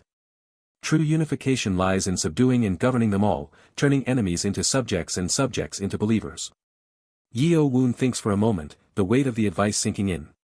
He considers the path of the ancient kings and the legends of the past. Then he says he also have no intention of walking the path of tyranny by killing enemies indiscriminately, but if they continues to target him even after being given chances, he will simply make them pay an appropriate price. His sense of justice was binary, loyalty or death. Addressing the grand cult leader as grandfather, Yeo-Woon asks him, the reason he is speaking so roundabout like this is because of his ties with Master Gu-Young, one of the companions of the Hidden Grove, isn't it? The grand cult gets embarrassed as his grandchild always knew. He hadn't realized how observant Yeo-Woon had become. With a deep sigh that seemed to carry the weight of his old friendships, Yeo-Woon then says, very well. With his grandfather's counsel in mind, he will grant them a sliver of mercy. It wouldn't be a total reprieve, but it would be a chance. Yeo-Woon's grandfather thanks him sincerely, a look of relief washing over his face. With a smile that didn't quite reach his cold eyes, Yeo-Woon says however one more thing must be added to strategist Jaegil's stratagem. It was the addition of the poison, the insurance policy that would guarantee their silence. Back to the present, the reality of that decision was unfolding before them. As the remaining alliance members takes the poison pill, their faces pale and their hands trembling, the grand cult leader then realizes that, indeed, since the surviving orthodox martial artists consumed the poison, they won't dare dream of revenge lightly. The poison was a shackle more effective than any iron chain. It should also serve as a sufficient warning to the martial alliance that the cult's mercy was just as dangerous as its wrath. As the cult members burn the bodies of the fallen Murim alliance, the black smoke rising like a funeral shroud into the sky, the grand cult leader asks Yeo-Woon, now they head for Changbai Mountain, right? Yeo-Woon answers, saying yes. His focus had already shifted to the next objective. They must obtain the White Tiger Core before the Blade God's 6 martial clan. The race for power was far from over, and the treasures of the legendary beasts were the keys to ultimate supremacy. The scene shifts abruptly to the eastern Shaanxi province, far from the blood-soaked valley. The landscape here was rugged and dusty, the heat of the day lingering in the rocks. The two elders of the Blade God Six martial clan rushes towards their base on horseback, their steeds lathered in sweat and foam. One of the elder is clearly worried and nervous as he curses the martial artists' alliance, his voice harsh and strained. He is frustrated and pissed that the alliance sent forces not only to Changbai Mountain, but also to Mount Huang. It was a two-pronged attack they hadn't fully anticipated. The other elder, gripping his reins tight as they galloped over the uneven ground, asks how did they discover the location of their base. It was supposed to be a secret, a fortress hidden from the eyes of the world. The previous elder replies saying that he does not know. His face was set in a grim mask of anxiety. But that isn't what matters right now. The message said the enemy numbers as many as 20,000, a massive tide of orthodox warriors seeking blood. With only around 4,000 members remaining at the base, defense will be difficult, if not impossible. He says if they lose that place, every grand plan they have built will collapse like a house of cards. By now, the Blade Lord should also be crossing Shaanxi province with the elites, but whether they would arrive in time was a gamble. The White Tiger Corps is important, but the main base is more urgent and they must hurry. Every second wasted was a second closer to their ruin. As they rushes towards their base, the sound of hooves thundering against the earth, they meet the supreme elder of the Blade God Six martial clan standing in the middle of the road. We come to know the previous elder's name is Huang Qiol. Panic evident in his voice, Huang Qiol asks the Supreme Elder, where is the Blade Lord? Their Mount Huang base is under attack by the Martial Artists Alliance, he shouts, the urgency clear in his wide eyes. He says they must inform the Blade Lord at once so he can turn back and defend their home. The Supreme Elder assures Huang Qiol, telling him not to worry. His voice was eerily calm, possessing a chilling confidence that momentarily gave the elders pause. The Blade Lord already received the emergency message from Mount Huang and departed alone for the base 4 hours ago. Hearing the Blade Lord left alone, Huang Qiol gets worried and asks, then why have the two Supreme Elders come here instead? If they received the emergency message, they must have known the base was in danger. It seemed like madness to send their leader alone while the strongest elders moved in the opposite direction. The Supreme Elder laughs, a dry and mocking sound that echoed through the mountain pass. He says they are here by the Blade Lord's orders to proceed toward Changbai Mountain. The mission for the Beast Corps was still the priority. Hearing of Changbai Mountain, Huang Qiol clearly gets shocked, he couldn't comprehend how the Lord could prioritize a treasure over the very heart of their clan. With a cold, calculated smile that hinted at a deeper, darker plan, the Supreme Elder tells Huang Qiol not to worry, the Blade Lord said he would soon join them. So they simply need to carry out his command without question. To the Blade Lord, 20,000 enemies were evidently nothing more than a minor delay. Around the same time, Mount Huang in Hangzhou, Zhejiang province was under siege. A fierce battle was going on, the air filled with the screams of men and the clashing of steel. The Martial Artists Alliance was attacking the Blade God Six martial clan's main base with everything they had. The Taoist master of Zhongnan's sect, Jikyang, orders the Alliance soldiers to keep pushing forward, his sword pointed toward the fortress gates. He tells them not to spare their arrows and to pour their internal energy into the arrows, making each projectile a deadly bolt of chi. From up the hills, the Alliance soldiers were raining arrows on the Blade God Six martial clan's members, the sky darkening under the sheer volume of the barrage. With a smug look, Jikyang thinks if they keep pressing like this, they could take the base by tonight. He could already taste the glory of destroying the lair of the wicked blade users. The Alliance leader, North Justice Blade Emak, was also killing the enemies fiercely, his blade a blur of silver light that left a trail of fallen foes in its wake. He moved with the grace of a master, his every strike precise and lethal. The Wudong sect leader informs the Alliance leader that the Blade God Six martial clan's members are relentless, fighting with a suicidal fervor that was difficult to suppress. They have turned the entire mountain into a fortress, utilizing every rock and crevice to stall the advance. Hearing that, the Alliance leader stays indifferent and says they won't last much longer. He had faith in the sheer numbers and the expertise of his people. He says the Jiggle clan's formation experts said they only need 4 hours to dismantle the mechanisms and formations at the entrance.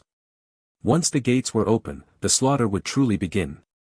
After saying that, Imok wonders if they reclaim this place tonight and prepare it for an alliance ambush. If all goes according to plan, they can deal with both the Blade God's 6 martial clan and the demon cult within half a month. It was a grand vision of total victory for the orthodox path. He then orders the martial artists of the alliance to win today's battle and lay the cornerstone for justice, his voice booming across the battlefield. His order gets all the soldiers' spirit up, their shouts of justice rising above the din of combat. Suddenly, a flying sword streaks through the air with impossible speed and kills one of the alliance's archers, the man falling without even a cry. Seeing this, Imok realizes that even with the enemy's elites gone, there are still a few supreme-level experts mixed in among the defenders. He can't let his guard down, the viper still had fangs. At that moment, a voice comes from behind him, soft yet carrying a weight that made his blood run cold. "So he is the head of the martial artists alliance," the voice said. Imok gets terrified hearing that. The presence behind him was like an abyss, cold and infinite. As he turns back, his heart hammering against his ribs, he sees it's the Blade Lord himself. Imok thinks he was focused on the battle, but that doesn't mean he lowered his guard. He was one of the strongest men in the world. Yet, one of the 5 great masters like him couldn't sense the Blade Lord at all until he spoke. It was a gap in power that defied logic. The Wudong sect leader, acting on instinct and bravery, pointing his sword at the Blade Lord in a hostile tone asks, "Who is he?" He didn't recognize the face of the monster standing before them. With a wicked smile that promised nothing but pain, the Blade Lord says it's been a long time since someone dared point a sword at him from this distance. There was no anger in his voice, only a cruel sort of amusement.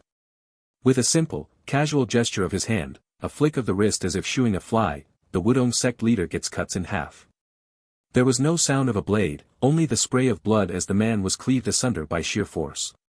Imok gets terrified seeing that, the realization dawning on him that the justice he sought was about to be extinguished by a god of blades.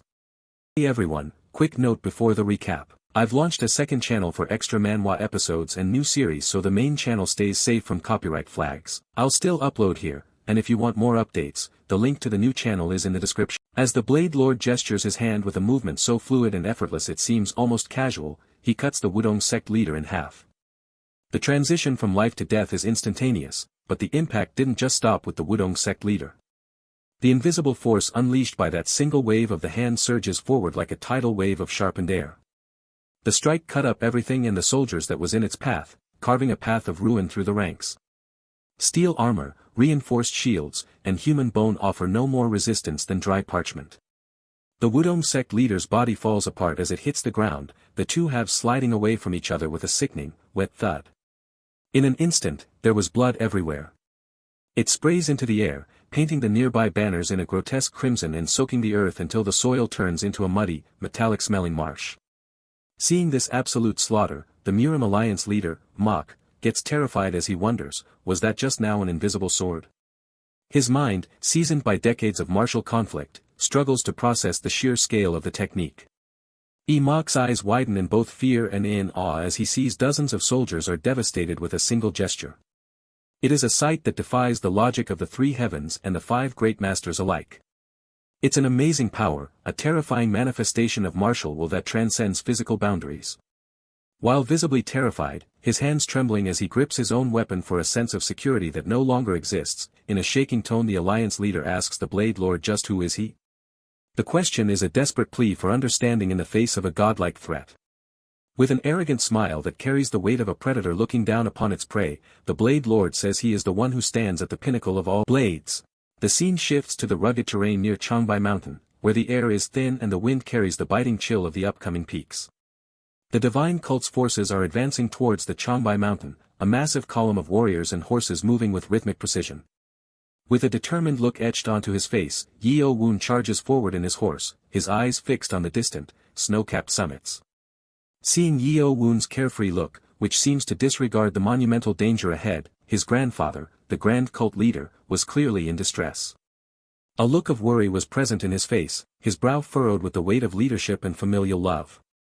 The grand cult leader is concerned about the story he heard from the Shaolin abbot before they parted ways, a story that had haunted his thoughts ever since. The scene shifts to the moment in a conversation between the grand cult leader and the abbot of Shaolin, back in the quiet, solemn atmosphere of their parting. While chanting Amitabha and addressing the grand cult leader as benefactor, the abbot bows his head with profound respect. He thanks him saying, thanks to his generosity the Shaolin warrior monks were able to be safe, surviving the onslaught that had threatened to extinguish their light forever. The abbot, his voice heavy with the debt of a survivor, says they must return the favor by offering the only thing they have left, the truth. He continues, his tone dropping to a somber whisper, the eastern caste god of the Changbai mountain is a monster. He isn't a man who follows the rules of martial arts, he is a force of nature. The heroic figures of the Murim alliance, men who spent their lives perfecting their craft, fell with a single move from the eastern caste god. It was a massacre that happened in a blink of an eye. He didn't even use a weapon, the abbot notes, his eyes reflecting the lingering trauma of the event. The fact that the Murim alliance aimed for the mutual destruction of the eastern caste god and the demon god doesn't mean the alliance took the demon god lightly. They understood the demon god's power, yet they still saw the eastern caste god as a threat of equal or greater magnitude. The abbot tells the grand cult leader that, as a member of the Murim alliance, he would like a monster like cult leader Cheon Yeo-Woon to be defeated for the sake of the orthodox path. But as a comrade of Yunjerim, he hopes his grandson doesn't fight recklessly. There is a genuine warmth in his warning, a plea for the survival of a promising youth. After saying this, the abbot again chants Amitabha, then continues, and maybe he is wrong but on that day, the murderous intent of the eastern caste god seemed to be trying to protect the alliance members from something. The grand cult leader gets very shocked hearing that revelation. It contradicts everything he knows about the caste god titles. Visibly nervous when speaking as sweat drips from the abbot's face, showing how much the memory still terrifies him, he says rather than preventing people from entering the Changbai mountain, it was as if the eastern caste god was preventing people from getting close to a place where there were ferocious beasts. It was as if the man was a shepherd standing at the gates of hell. The abbot continues his explanation, recalling the final moments of their retreat.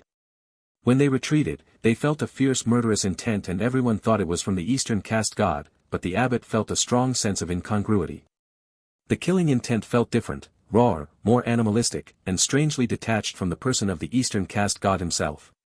Back to the present, the grand cult leader, Cheon Yeo-Woon's grandfather, was also a little nervous as he remembers the previous conversation with the Shaolin abbot. He looks at his grandson's back, wondering if the young man truly understands the scale of the enemy they are approaching. He thinks the ultimate state that those who pursue martial arts desire is to exert maximum power with minimum movement. It is the dream of every warrior to move the world with a finger. And if the eastern caste god showed such martial prowess, he would have reached the pinnacle of martial arts. At that level, the grand cult leader muses, it wouldn't be an exaggeration to call him the foremost master in the world, not just one of the 5 great masters. Such a being exists outside the rankings of men. The grand cult leader then looks at his grandson and sees his confident look and thinks to not waver even after hearing about the eastern caste god. He wonders, is it to avoid making them worry or is it because he has the ability to handle the eastern caste god? While gripping the reins tightly, his knuckles turning white from the tension, the grand cult leader thinks whatever the case, according to the Shaolin abbot, the eastern caste god will surely try to prevent them from entering Changbai mountain. Their paths are on a collision course. In the end, they will have no choice but to clash with him in some way. Suddenly, with wide eyes and excitement, Hyebong says aloud that he sees Changbai mountain. The massive peaks rise up to pierce the clouds, a jagged wall of white and gray. He says he heard that there is a sacred lake at the top of Changbai mountain that touches the sky and asks, is that true? His voice is full of the wonder of a child, a sharp contrast to the grim thoughts of the leaders. One of the 6 swords, sighing deeply at Hyebong's lack of situational awareness, tells Hyebong to stop the fuss. This was not a sightseeing tour, it was a march into the heart of a storm. The young lord of the Murong clan that was guiding Yeo-Woon looks toward him, his face tight with apprehension. He informs him that he doesn't know much from here on out. The maps of his clan ended at the base of these peaks. As Cheon Yeo-Woon looks towards the distant Changbai mountain which was now in sight, he feels a resonance in his very soul. As the rumors of its miraculous properties suggest, a full energy is radiating out. It is a dense, high-frequency chi that vibrates against his skin. Yeo-Woon realizes that the environment would be suitable for training inner energy, a perfect sanctuary for cultivation. But he still doesn't feel any energy that he can assume is from the eastern caste god. The mountain felt empty of human presence, which only added to the mystery. He decides he will find out if he goes in a little further. Then with a gesture of his hand, a sharp command that sets the entire column in motion, he orders the entire force to advance. As the cult's forces rapidly charge towards the Changbai mountain, the sound of their movement echoing off the cliffs, the young lord of the Murong clan was clearly in distress and angry as he grits his teeth. He felt like a leaf caught in a gale. But he couldn't do anything but follow the order to advance. His frustration only grows as he thinks his grandfather specifically told him not to go, warning him of the mountain's legends. But to end up coming like this, he can now only hope to get out of here safely, his heart hammering against his ribs. Hyebong, ever the chatterbox, asks one of the 6 swords, Yeo-Woon's personal guards, come to think of it, the dragon turtle had a dragon's head and a turtle's shell for a body, so does that mean the white tiger is a tiger with white fur? He was trying to rationalize the myths they were chasing. One of the 6 swords, simply says perhaps that's the way it is, his eyes never leaving the tree line. Hyebong then imagines a white-colored tiger with wings and says the character, Wind, is attached so he thought it might have wings. He gestured with his hands, mimicking the flapping of great celestial wings. As they advance towards the mountain, the very atmosphere shifts. The air around the mountain changes, becoming heavy and stagnant, as if the mountain itself is holding its breath. All the birds start fleeing towards the opposite direction, a black cloud of feathers and panicked cries. Hyebong and all the other members of the cult also felt the eerie terrifying energy as their horses stopped and was in distress. The animals began to whinny and rear up, their hooves striking the ground in a frantic attempt to turn back. Feeling the pressure, which felt like an invisible weight pressing down on his chest, the Grand Guardian thinks it's as if the entire forest is trembling with fear. The leaves rustled despite there being no wind. He wonders, how can such murderous intent exist? It was a level of malice that felt ancient, primordial. One of the 6 swords, Moongu, thinks it's such an intense murderous intent that it's consuming everything around. It was as if the light itself was being swallowed by the shadow of a predator. She realized that those with low martial arts skills would freeze with fear, their bodies refusing to move as their survival instincts were overwhelmed. The grand cult leader immediately jumps down from his horse, his boots crunching on the frost-covered grass. He thinks, as expected, it has appeared, and looks for the source of the murderous intent. He spreads his senses out, searching for a human chi to lock onto. But the murderous intent is so strong that he can't pinpoint the exact location. It felt as if the mountain itself was the source of the hatred. He then wonders, but why would they do this to those they have no connection with? It seemed illogical for a master to waste such energy on a random passing force. As the grand cult leader notices his grandson's expression, he gets very shocked. Yeo-Woon was clearly nervous as sweat was pouring down his face. This was a rare sight, Yeo-Woon was usually the calmest among them. Yeo-Woon recognizes that it's not the aura of a human but of wild beasts. It was the smell of the forest, the heat of a hunt, and the coldness of a killer. He can't even guess how much martial prowess it possesses, as it operates on a level of nature he has never encountered. Suddenly, Yeo-Woon notices a figure emerging from the depths of the mountain. It doesn't walk, it jumps upward into the air with a violent, explosive force that shatters the nearby branches. Yeo-Woon immediately dismounts his horse, his hand flying to his hilt, ready to face the threat with sword in hand. But as the figure gets clearer against the backdrop of the gray sky, he gets even more shocked. As Yeo-Woon thought it was a wind beast, a creature of myth, but now it looks like a human. It was a man clad in strange attire, but he carried the raw, untamed presence of a monster. While descending downwards with the speed of a falling star, the white tiger attacks Yeo-Woon with terrifying force. A blue aura was emanation from its sword, a flickering, electric light that crackled with power. Yeo-Woon immediately blocks the strike, crossing his blade over his head. But due to the impact, the ground beneath him shatters, the shockwave blasting a crater into the mountain path. The grand cult leader, though his martial prowess was considerable and his own chi was vast, he couldn't even look at the terrifying energy directly. It stung his eyes like looking at a solar eclipse. Noticing the sword in the white tiger's hand, Yeo-Woon thinks, judging by the single edge, it's definitely a sword. But it has a different shape from the ones used in the Central Plains martial arts world. It was wider, with a different curve and balance. Besides, this person's strength is not ordinary. He possesses physical abilities comparable to Yeo-Woon with pure external force. It wasn't just chi amplification, his muscles and bones were naturally as dense as iron. Seeing Yeo-Woon blocked his strike, a feat few could claim, the white tiger smiles frantically with excitement and says he is really lucky indeed. His eyes were wide, bloodshot, and dancing with a manic glee. He adds that it was worth moving faster than that bitch, whoever that was. As the sword energy increases, the blue aura flaring up into a roar of light, Yeo-Woon struggles to block the sword. His arms trembled as he fought to keep the heavy blade from his throat. As the struggle continues, Yeo-Woon wonders what the unidentified man is talking about. The words were rhythmic but unfamiliar. It doesn't sound like the language of the Central Plains. He then asks Nano about it, calling upon the futuristic machine intelligence housed within his brain. In a system panel that flickers to life in his field of vision, Nano shows the analysis. Nano says, although there is a lot of dialect mixed in, it is judged to be Korean. Hearing of Korea, Yeo-Woon gets very surprised as he doesn't know about it. It was a name that appeared nowhere in the annals of the cult or the Murim. Nano continues the briefing, explaining it is the language of a country located on a peninsula east of the Central Plains. Then Yeo-Woon orders Nano to transfer the language quickly. In a flash of data, the grammar and vocabulary are burned into his mind. As the white tiger increases the force on the sword, his strength reaching a fever pitch, he says he needs to kill them all before that brat arrives.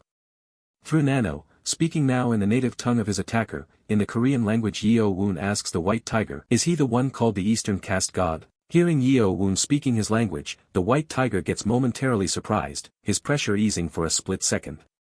Then they both create some distance between them, leaping backward in a blur of motion. The white tiger asks Yeo-Woon, is he a Goryeo man? Hearing of Goryeo, Yeo-Woon wonders, is that the country on the eastern peninsula Nano mentioned? Then, with a maddening smile that radiates pure insanity, the white tiger says, well, a Goryeo man wouldn't crawl up from the north like a rat. He spits on the ground in a gesture of pure contempt. Yeo-Woon then asks him, trying to find a peaceful resolution, so is he really the Eastern Caste God? Yeo-Woon tries to tell him that they are not here to fight him, but are merely travelers seeking passage. But before Yeo-Woon finishes speaking, his words cut off by the whistle of the wind, the white tiger again charges towards him. As their blades met, it sent a shockwave through the whole mountain as the ground shattered completely beneath them. Rocks were pulverized into dust. Yeo-Woon struggles to block the white tiger's blade and thinks, what an incredible blade. It felt like he was trying to stop a falling mountain.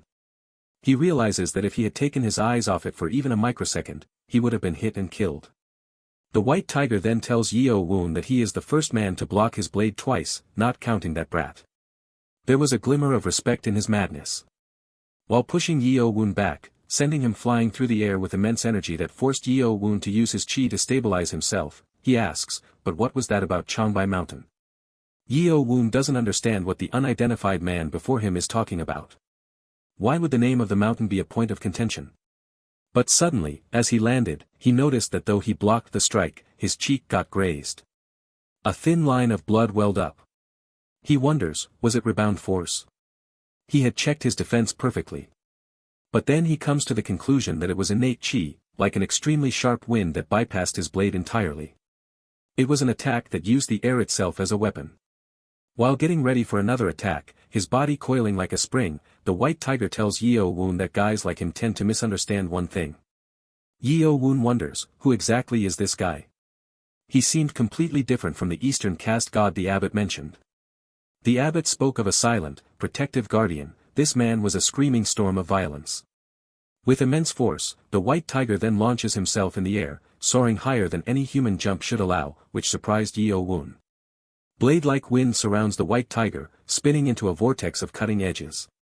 It forms a terrifying tornado, a localized hurricane of blue light and destruction. It was both a mesmerizing and a terrifying scene, a display of power that made the very mountain peak tremble. Seeing this, both Yeo-Woon and his grandfather could feel the danger from it.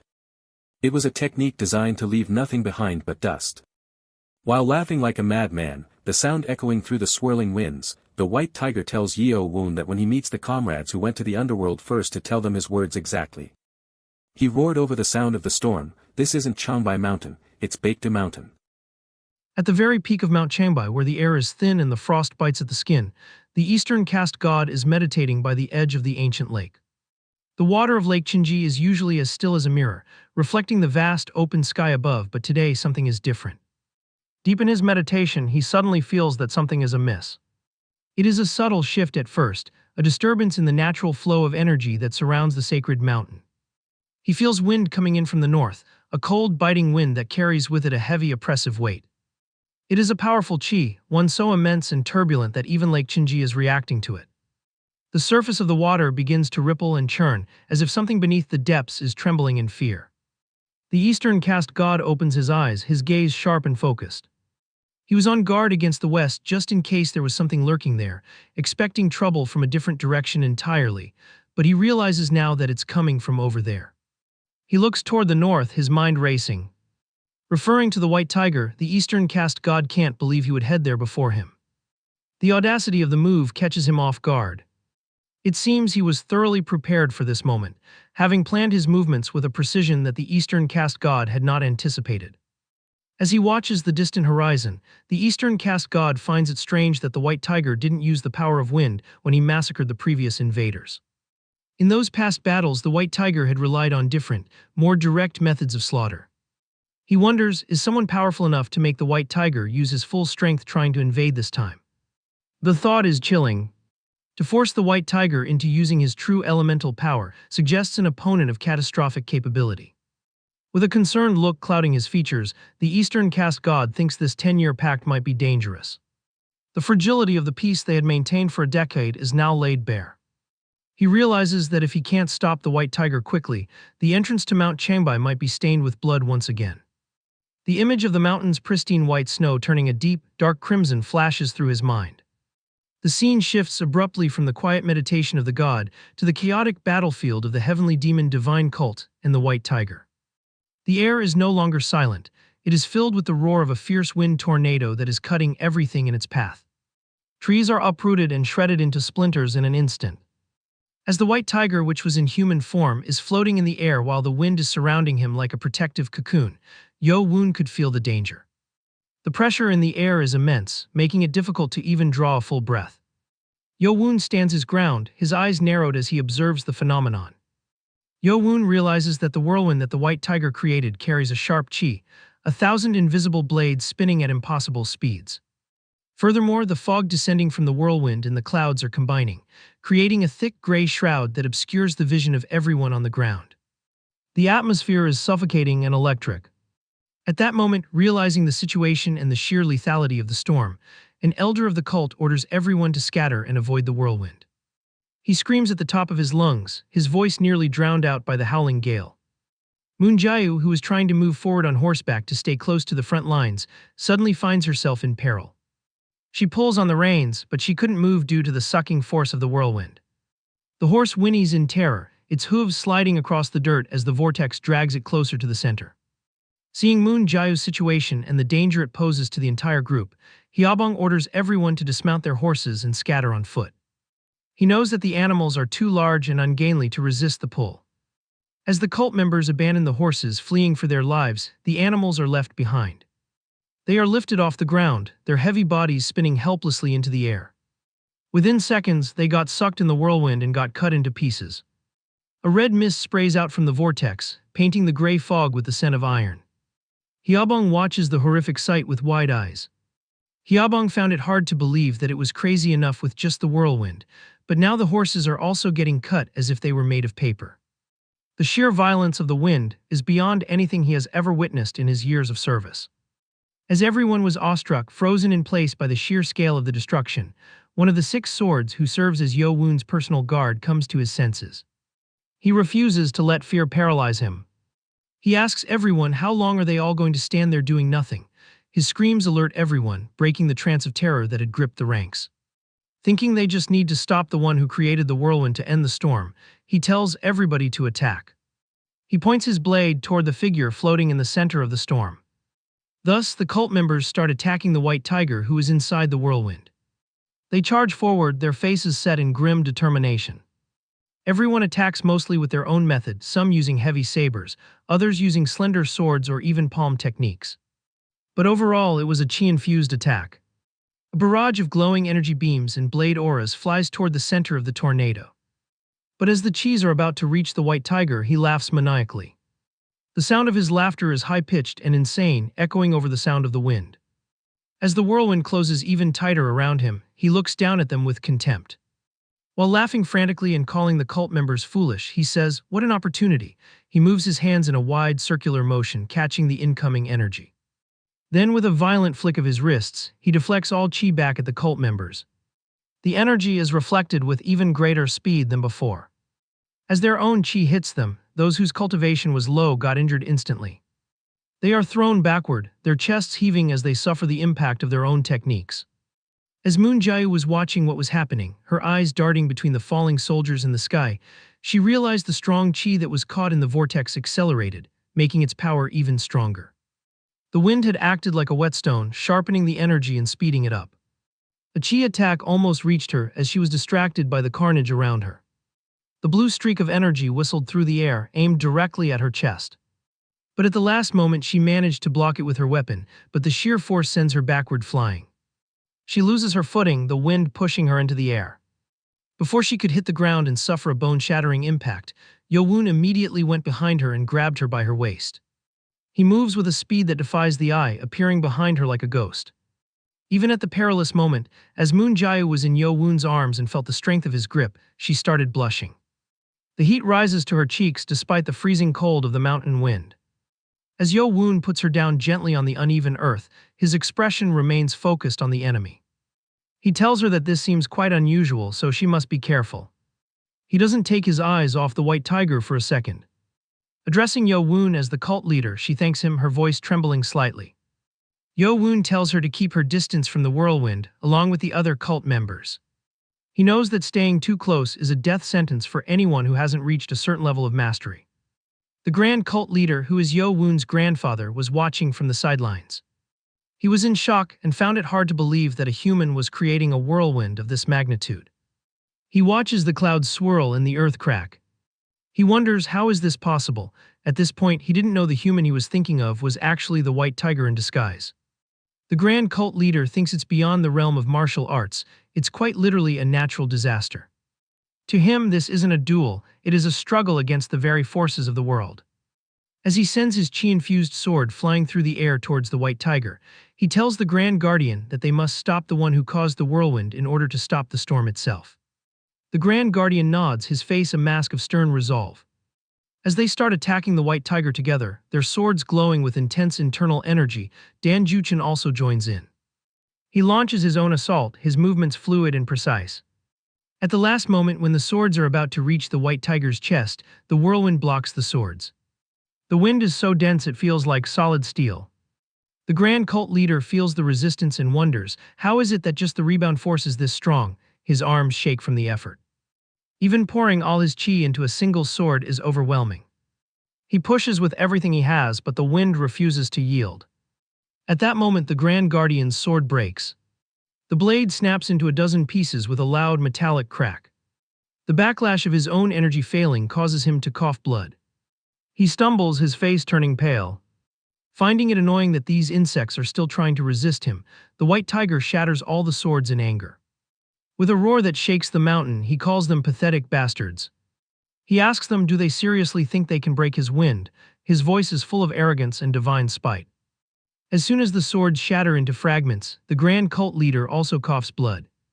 The connection between a master and their chi-infused weapon is deep, and the sudden destruction of his blade ripples back through his meridian system. He notices that the true chi is connected, and it's even causing internal injuries. He feels a sharp pain in his chest, his breathing becoming ragged. Then his eyes widen as he notices something even worse. Due to the rebound force of the whirlwind, the fragments of the broken blades are flying towards the cult members with double speed. The shards act like shrapnel propelled by the white tiger's malice. At the last moment, just as the fragments are about to tear through the ranks of the cult, Yeo-Woon deploys a huge invisible chi wall. The air in front of him shimmers as he pours his immense power into a protective barrier. The shards slam into the wall with the sound of 1,000 hammers hitting an anvil, but they stop dead in their tracks.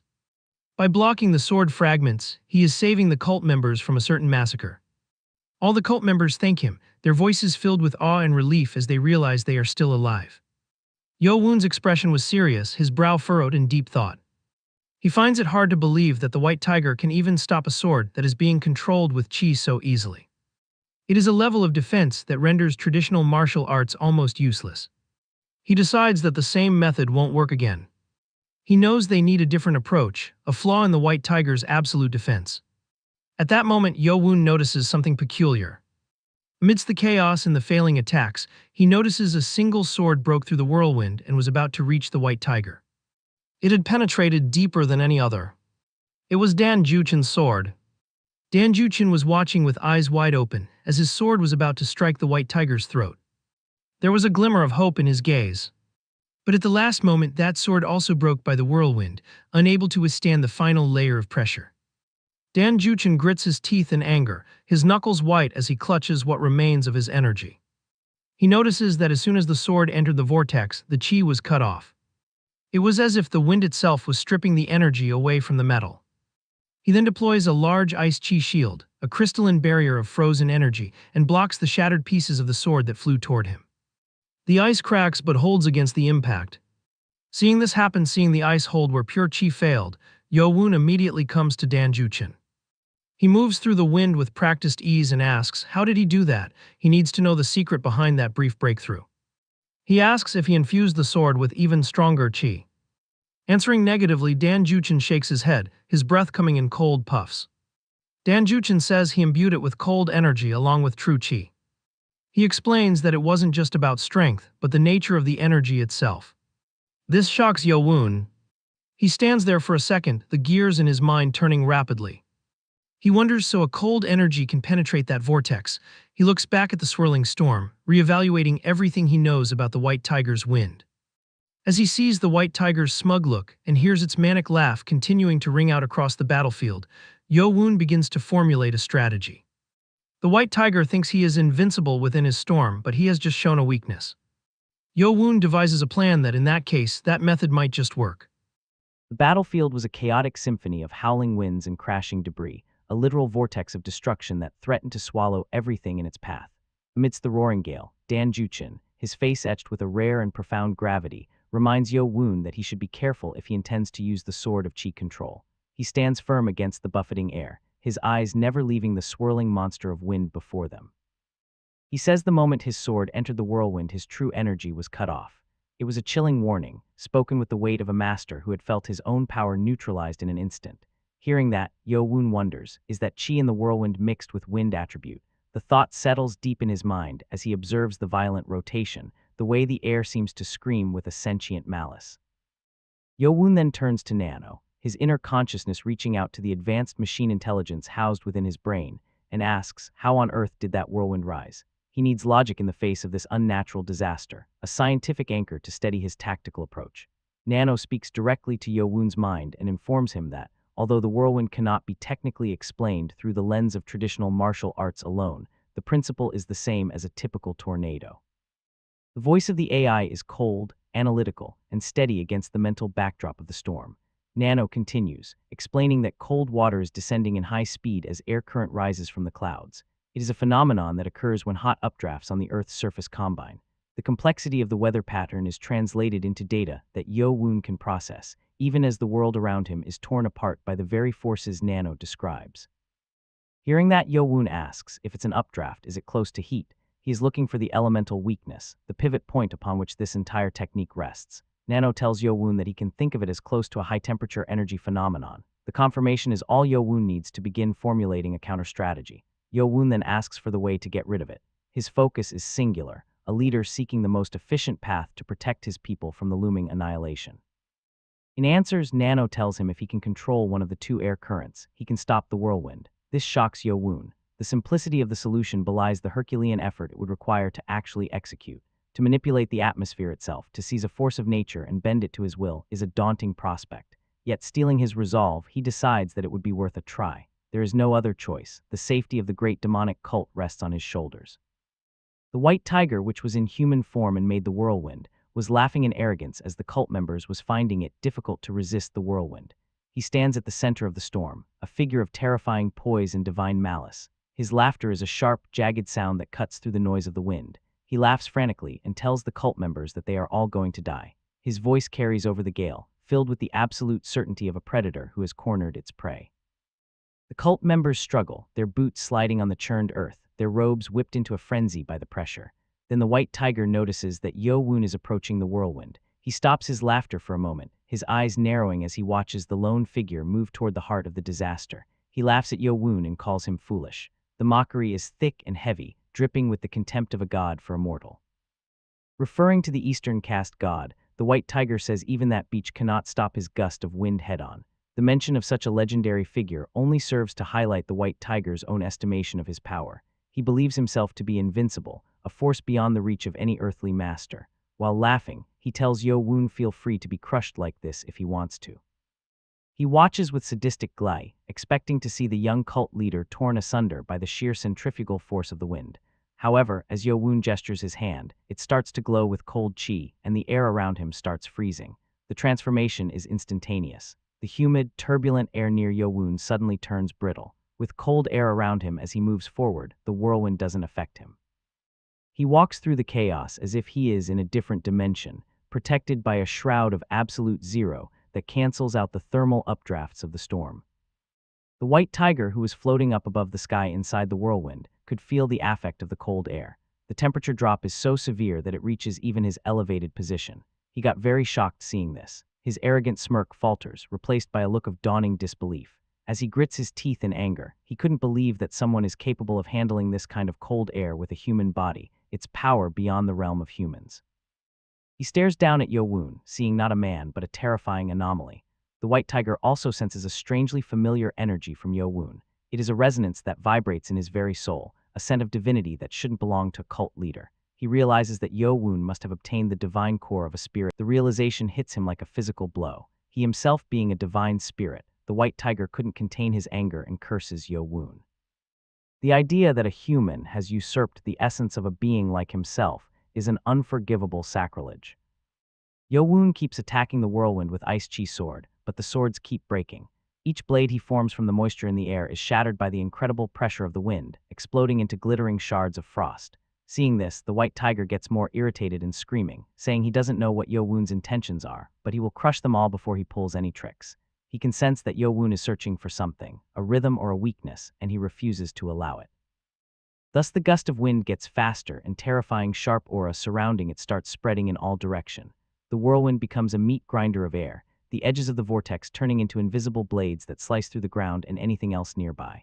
Addressing Yeo-Woon as cult leader, Moon-gu tells him to be careful. Her voice is full of desperation, her eyes wide with fear as she watches him disappear into the wall of white and gray. Yeo-Woon relentlessly keeps attacking the whirlwind, but he rotates the Ice Chi swords in opposite direction. This is the application of Nano's logic, creating a counterforce to disrupt the primary rotation. Seeing Yeo-Woon is manipulating all these ice swords at the same time, the White Tigers was in utter shock as he found it hard to believe. It is a feat of mental and spiritual multitasking that defies all known martial laws. He asks how can a son of beach like him have this kind of power? The White Tiger's voice is now tinged with a hint of panic. Feeling the power of the whirlwind is getting weaker, the White Tiger was furious. The balance is shifting. The great storm is being choked by the freezing counter-rotations of Yeo-Woon's ice. Releasing even more chi, Yeo-Woon tells the White Tiger he will pull him out from inside the whirlwind. It is a promise of reckoning, spoken with the cold finality of the ice he wields. Cult members couldn't believe as an incredible scene was happening before their eyes. The massive, sky-reaching tornado, which seemed like an act of an angry god, was visibly faltering. The whirlwind was getting weaker. The violent tremors in the earth began to subside. While being a little nervous, the White Tiger wonders, where did this beach get this method? He struggles to maintain the integrity of his technique, his hands shaking as he tries to force the wind to obey. It's getting harder to rotate the wind. The heat rising from the ground is subsiding, smothered by the relentless advance of the cold chi. Cheon Yeo-Woon was visibly exhausted, as it was overwhelming to resist the whirlwind and constantly create broken ice sword. The consumption of true energy is enormous. Beads of sweat freeze on his forehead before they can even roll down his face, and his breathing is heavy, coming in ragged plumes of white mist. At last, Yeo-Woon succeeded in dispersing the whirlwind. With one final, massive surge of cold energy, the vortex shatters, the air suddenly turning still and eerily quiet. The White Tiger was in utter shock as Yeo-Woon broke through his whirlwind. He hangs in the air for a moment, unsupported by his gale, his face a mask of pure, unadulterated rage. His face twitches as he grits his teeth. The humiliation of being bested by a human in his own domain is more than his divine pride can bear. He starts cursing Yeo-Woon and like a madman charges towards him. There is no more strategy, no more divine distance, only the raw, animalistic need to tear Yeo-Woon apart with his own hands. Yeo-Woon was also ready as he meets the white tiger in the sky, saying now it's his turn. He kicks off the ground, ascending like a streak of dark lightning to meet the falling god. As the white tiger is about to attack Yeo-Woon, his eyes gets pitch black, and pupil turns blood red. The transformation is terrifying to behold. It is as if the very essence of a beast has taken over his human vessel, and thus the fierce clash starts between the demon god and the white tiger. Their first collision sends a shockwave through the air that knocks back the observers below. Calling Yeo-Woon impudent little beach, the white tiger taunts him, saying he became so arrogant just from eliminating a gust of wind. He swings his arms with a speed that defies the eye, each strike carrying the weight of a falling mountain. Yeo-Woon gets very shocked seeing the white tiger's condition, especially the eyes. They are not the eyes of a man, nor even a typical martial artist. He wonders, what are those eyes? Is it reverse blood demonic art? The similarities are there, but the source feels older, more primal. But then he realizes that it's different, this like something close to fierce wildness. Watching the fierce fight from down, the Grand Guardian finds it difficult to believe that the white tiger is blocking the cult leader's left and right sword. He has seen Yeo-Woon dismantle masters of the highest order with ease, yet this stranger moves with a fluidity that keeps him perfectly safe. Recognizing the white tiger's swordsmanship is not the central plane. The Grand Guardian wonders just who the hell is he. The forms are alien, the footwork is strange, and the way he leverages his strength is entirely foreign to the traditions of the land. Yeo-Woon's grandfather, the grand cult leader Cheon Yeo-Woon, who is also watching with keen eyes, notices that something is strange. He stands with his hands behind his back, his brow furrowed in deep thought. He heard that the Eastern caste god doesn't use weapons. If this being is wielding a blade with such proficiency, it throws his identity into question. Cheon Yeo-Woon wonders, could it be that he is not the Eastern caste god, someone who displays such noble martial arts? As Yeo-Woon clashes swords with the white tiger, he wonders just what exactly is the swordsmanship this guy is using. Every time their blades meet, the feedback is unexpected. It's completely different from Central Plains swordsmanship. It lacks the complex flourishes and transitional stances of the regional styles. Instead of a harmony of various forms, each form has its single flow. It is a style built for pure efficiency and lethality, stripped of all artifice. As the white tiger couldn't do anything to Yeo-Woon, his anger only grows. He lashes out with increasing ferocity, his movements becoming a blur of black and red energy. He thinks this little beach is really annoying. He had expected an easy slaughter, not a protracted struggle against a mortal who could match his pace. If he were a normal human, he would have been riddled with holes 4 times already. The white tiger's frustration is palpable, manifesting as a thick, oppressive aura that weighs down on the entire camp. Experiencing Yeo-Woon's destructive swordsmanship, the white tiger realizes that this swordsmanship, somehow it's familiar. He freezes for a microsecond, a memory flickering in the back of his ancient mind. He definitely saw it somewhere. The way the chi flows, the specific angle of the cuts, it reminds him of a shadow from the past. Due to Yeo-Woon's relentless attacks, suddenly his sword was about to cut the white tiger's head. The cold steel of Yeo-Woon's blade whistles through the air, inches away from ending the fight. But at the last moment, the white tiger barely avoided it. He twists his body midair with impossible agility, the blade clipping a few strands of his hair. He realizes that if he even shows a little bit of opening, the sword will cut his vital points in an instant. The pressure is mounting. There is no time to think. The fight has reached a level where instinct is the only thing that matters. Due to their intense clash, both gets pushed back a little. They create a brief distance between them, breathing heavily, their eyes locked in a silent exchange of mutual lethality. As the white tiger's sword in one hand and sharp claws in the other charges towards Yeo-Woon again, he decides first he needs to subdue this son of a beach. He leans into his animalistic side, his fingers elongating into razor-sharp points that glow with a sick, yellowish light. As the white tiger's sword reaches Yeo-Woon, he does block it, but instantly the white tiger appears behind him like a phantom. The speed is beyond logic. Realizing the white tiger got even faster, Yeo-Woon pushes his senses to the maximum and blocks the white tiger's strikes. He relies on his augmented reflexes and the sheer speed of his chi to parry the strikes coming from his blind spot. As they keep attacking each other, Yeo-Woon thinks clearly his skills are a bit superior, but this man in every moment of crisis is getting out of the crisis with incredible dynamic visual acuity. It is as if the white tiger can see the future of the blade, adjusting his body by millimeters to turn a fatal wound into a glancing blow. It's as if he is flowing with the wind. He doesn't fight the air, he becomes part of its current. Yeo-Woon decides in that case, he needs to attack with dual swords at the same time. He draws his second blade, the air around him humming with the resonance of 2 divine weapons. As Yeo-Woon strikes with both swords, executing a pincer attack designed to trap the enemy, the white tiger bends its arm, successfully blocking it and counterattacks right away. Seeing this, Yeo-Woon thinks it's not like the white tiger has eyes in the back of his head, but to dodge and block the head and back at the same time is unbelievable. The creature's spatial awareness is absolute. Getting more furious, the tiger keeps cursing Yeo-Woon, his voice becoming a guttural growl that barely sounds human. He then attacks him with blade-like sharp wind, a concentrated burst of air that carries the cutting power of 1,000 sabers. The wind was about to reach him, but at the last moment he blocks it. The impact vibrates through Yeo-Woon's arms, nearly numbing his grip. Seeing Yeo-Woon blocked even his strongest attack, the white tiger says, "Wow, you damned son of a beach. You are really annoying." There is a twisted respect in his voice now, mixed with his undying hatred. While getting a little excited, Yeo-Woon thinks truly animalistic senses. It's the first time someone has blocked and countered his left-right dual swords in a head-on confrontation. He feels a spark of combat joy, the thrill of facing a worthy opponent who pushes him to the very edge of his capabilities. Below, the spectators are in a state of complete bewilderment. Hyo-Bong wonders aloud as he looks up in shock, who is that person to be able to do this against the cult leader? He has never seen his master struggle like this. Moon-gu asks, didn't the Eastern caste god fought with his bare hands? Perhaps that person isn't the Eastern caste god. The doubt spreads through the ranks of the cult. As Yeo-Woon sheathes one of his swords, he realizes that the left-right dual swords or heavenly demon sword art isn't enough.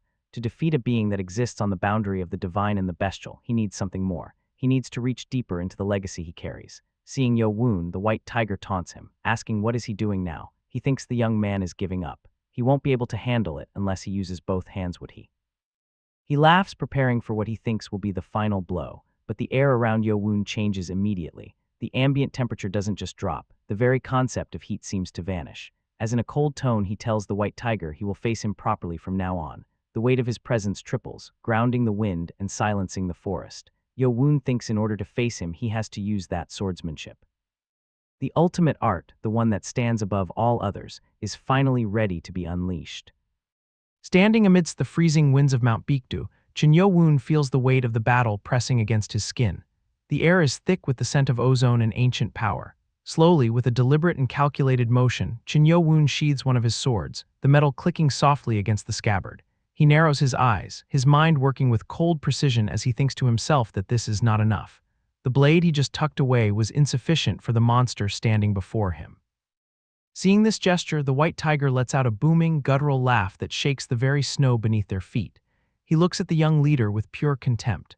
The white tiger mocks Yeo-Woon, his voice dripping with derision as he asks, "What are you doing?" He tilts his head, a predatory glint in his eyes, further questioning if Yeo-Woon doesn't need two hands to deal with him. To the white tiger, sheathing a weapon in the middle of a life-or-death struggle is nothing short of suicidal arrogance. However, the atmosphere begins to shift violently. An ominous, piercing red chi starts gathering around Yeo-Woon, swirling like a vortex of blood and shadow. It is a terrifying manifestation of power that seems to swallow the light. As the energy reaches a fever pitch, Yeo-Woon simply says, "Now." The word is short, sharp, and carries the weight of a death sentence. In a cold tone, he tells the white tiger he will deal with him properly from now on. There is no more room for testing or hesitation. The true hunt has begun. The manifestation of this power does not go unnoticed by those far below the peak. The ominous energy was also affecting the cult members who were watching the terrifying scene from down below. They huddle together, their breaths hitching as they witness the sky itself seemingly turn a darker shade of crimson. They notice the air around their cult leader has completely changed. It is no longer just the aura of a master, but something transcendent and predatory. The Grand Guardian stands at the forefront, his hands trembling slightly as he grips his own weapon. He is nervous, his heart hammering against his ribs.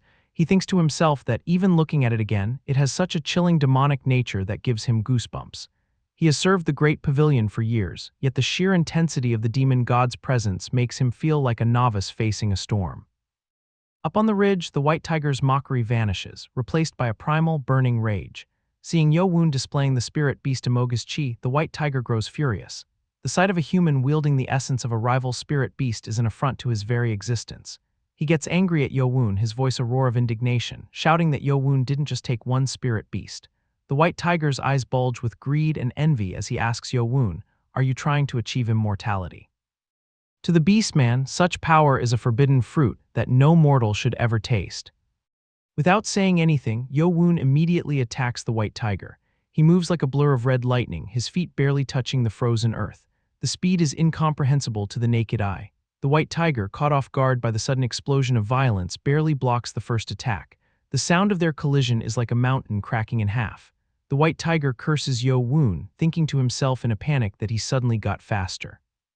It isn't just a slight increase. It is a leap in physical capability that defies the laws of martial arts. As they cross blades, the metallic screeches echoing across the mountainside. The white tiger keeps cursing at Yeo-Woon.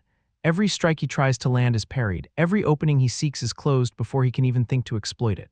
Unable to do anything to gain the upper hand, the white tiger then goes all out.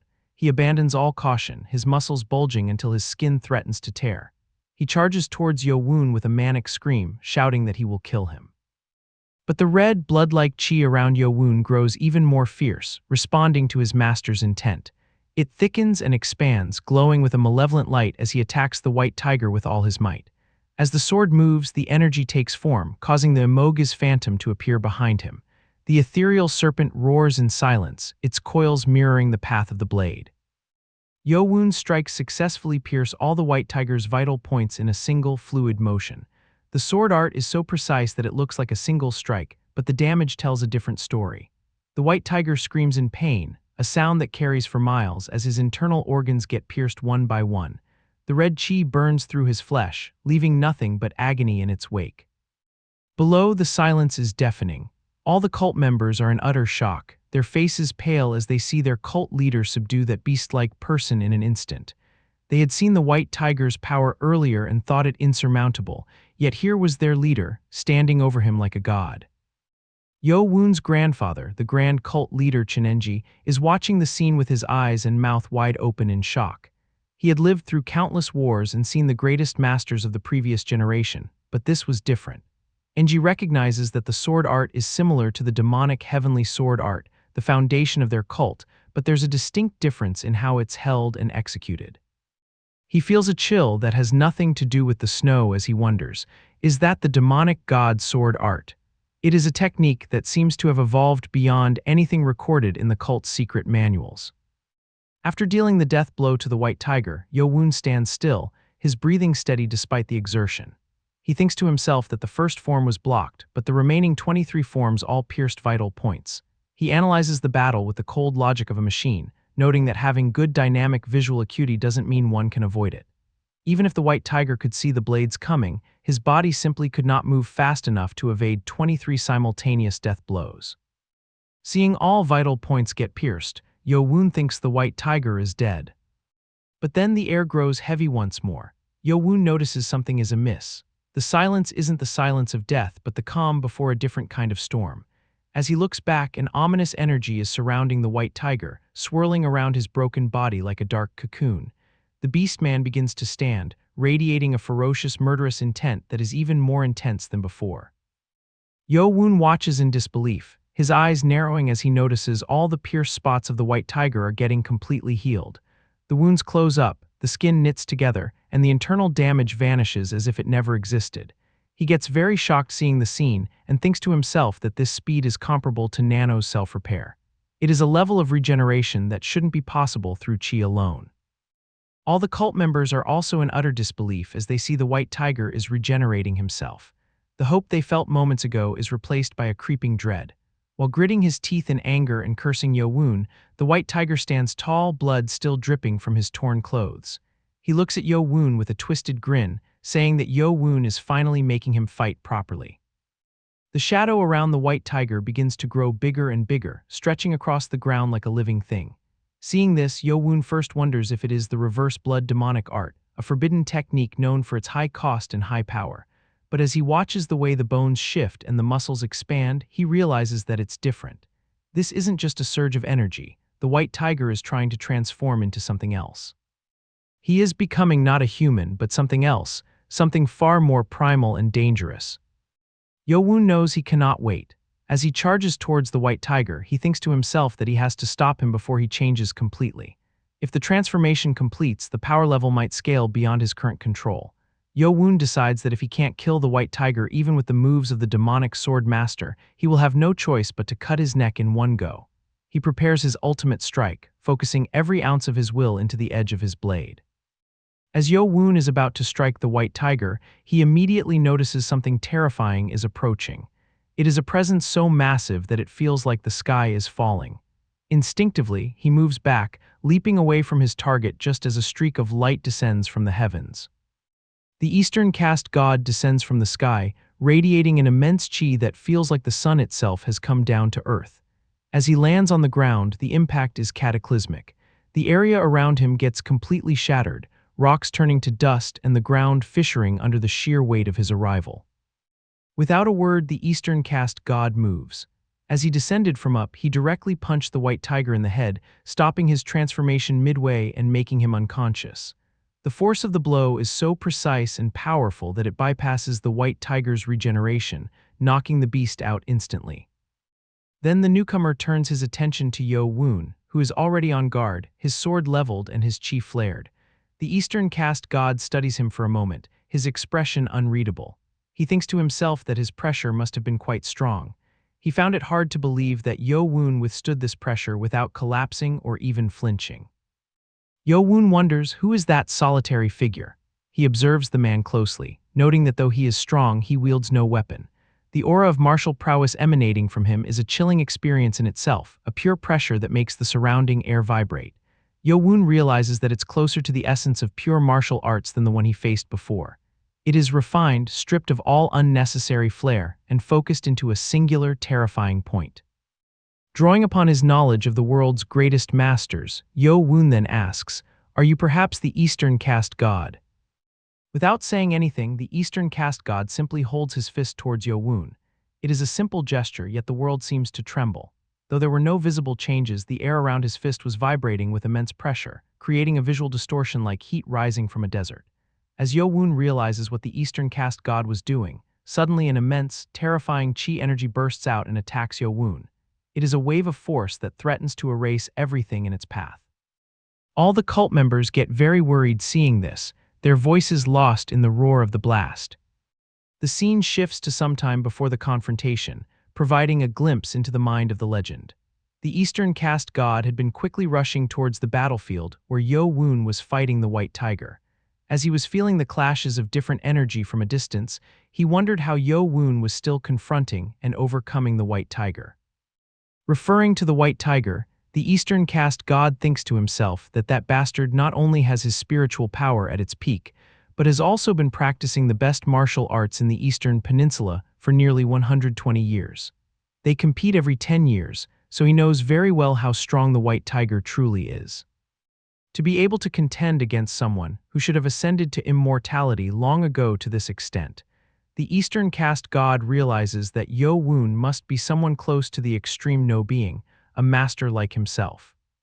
With a concerned look, the Eastern caste god hopes that that one hasn't reappeared, a reference to a dark figure from the past.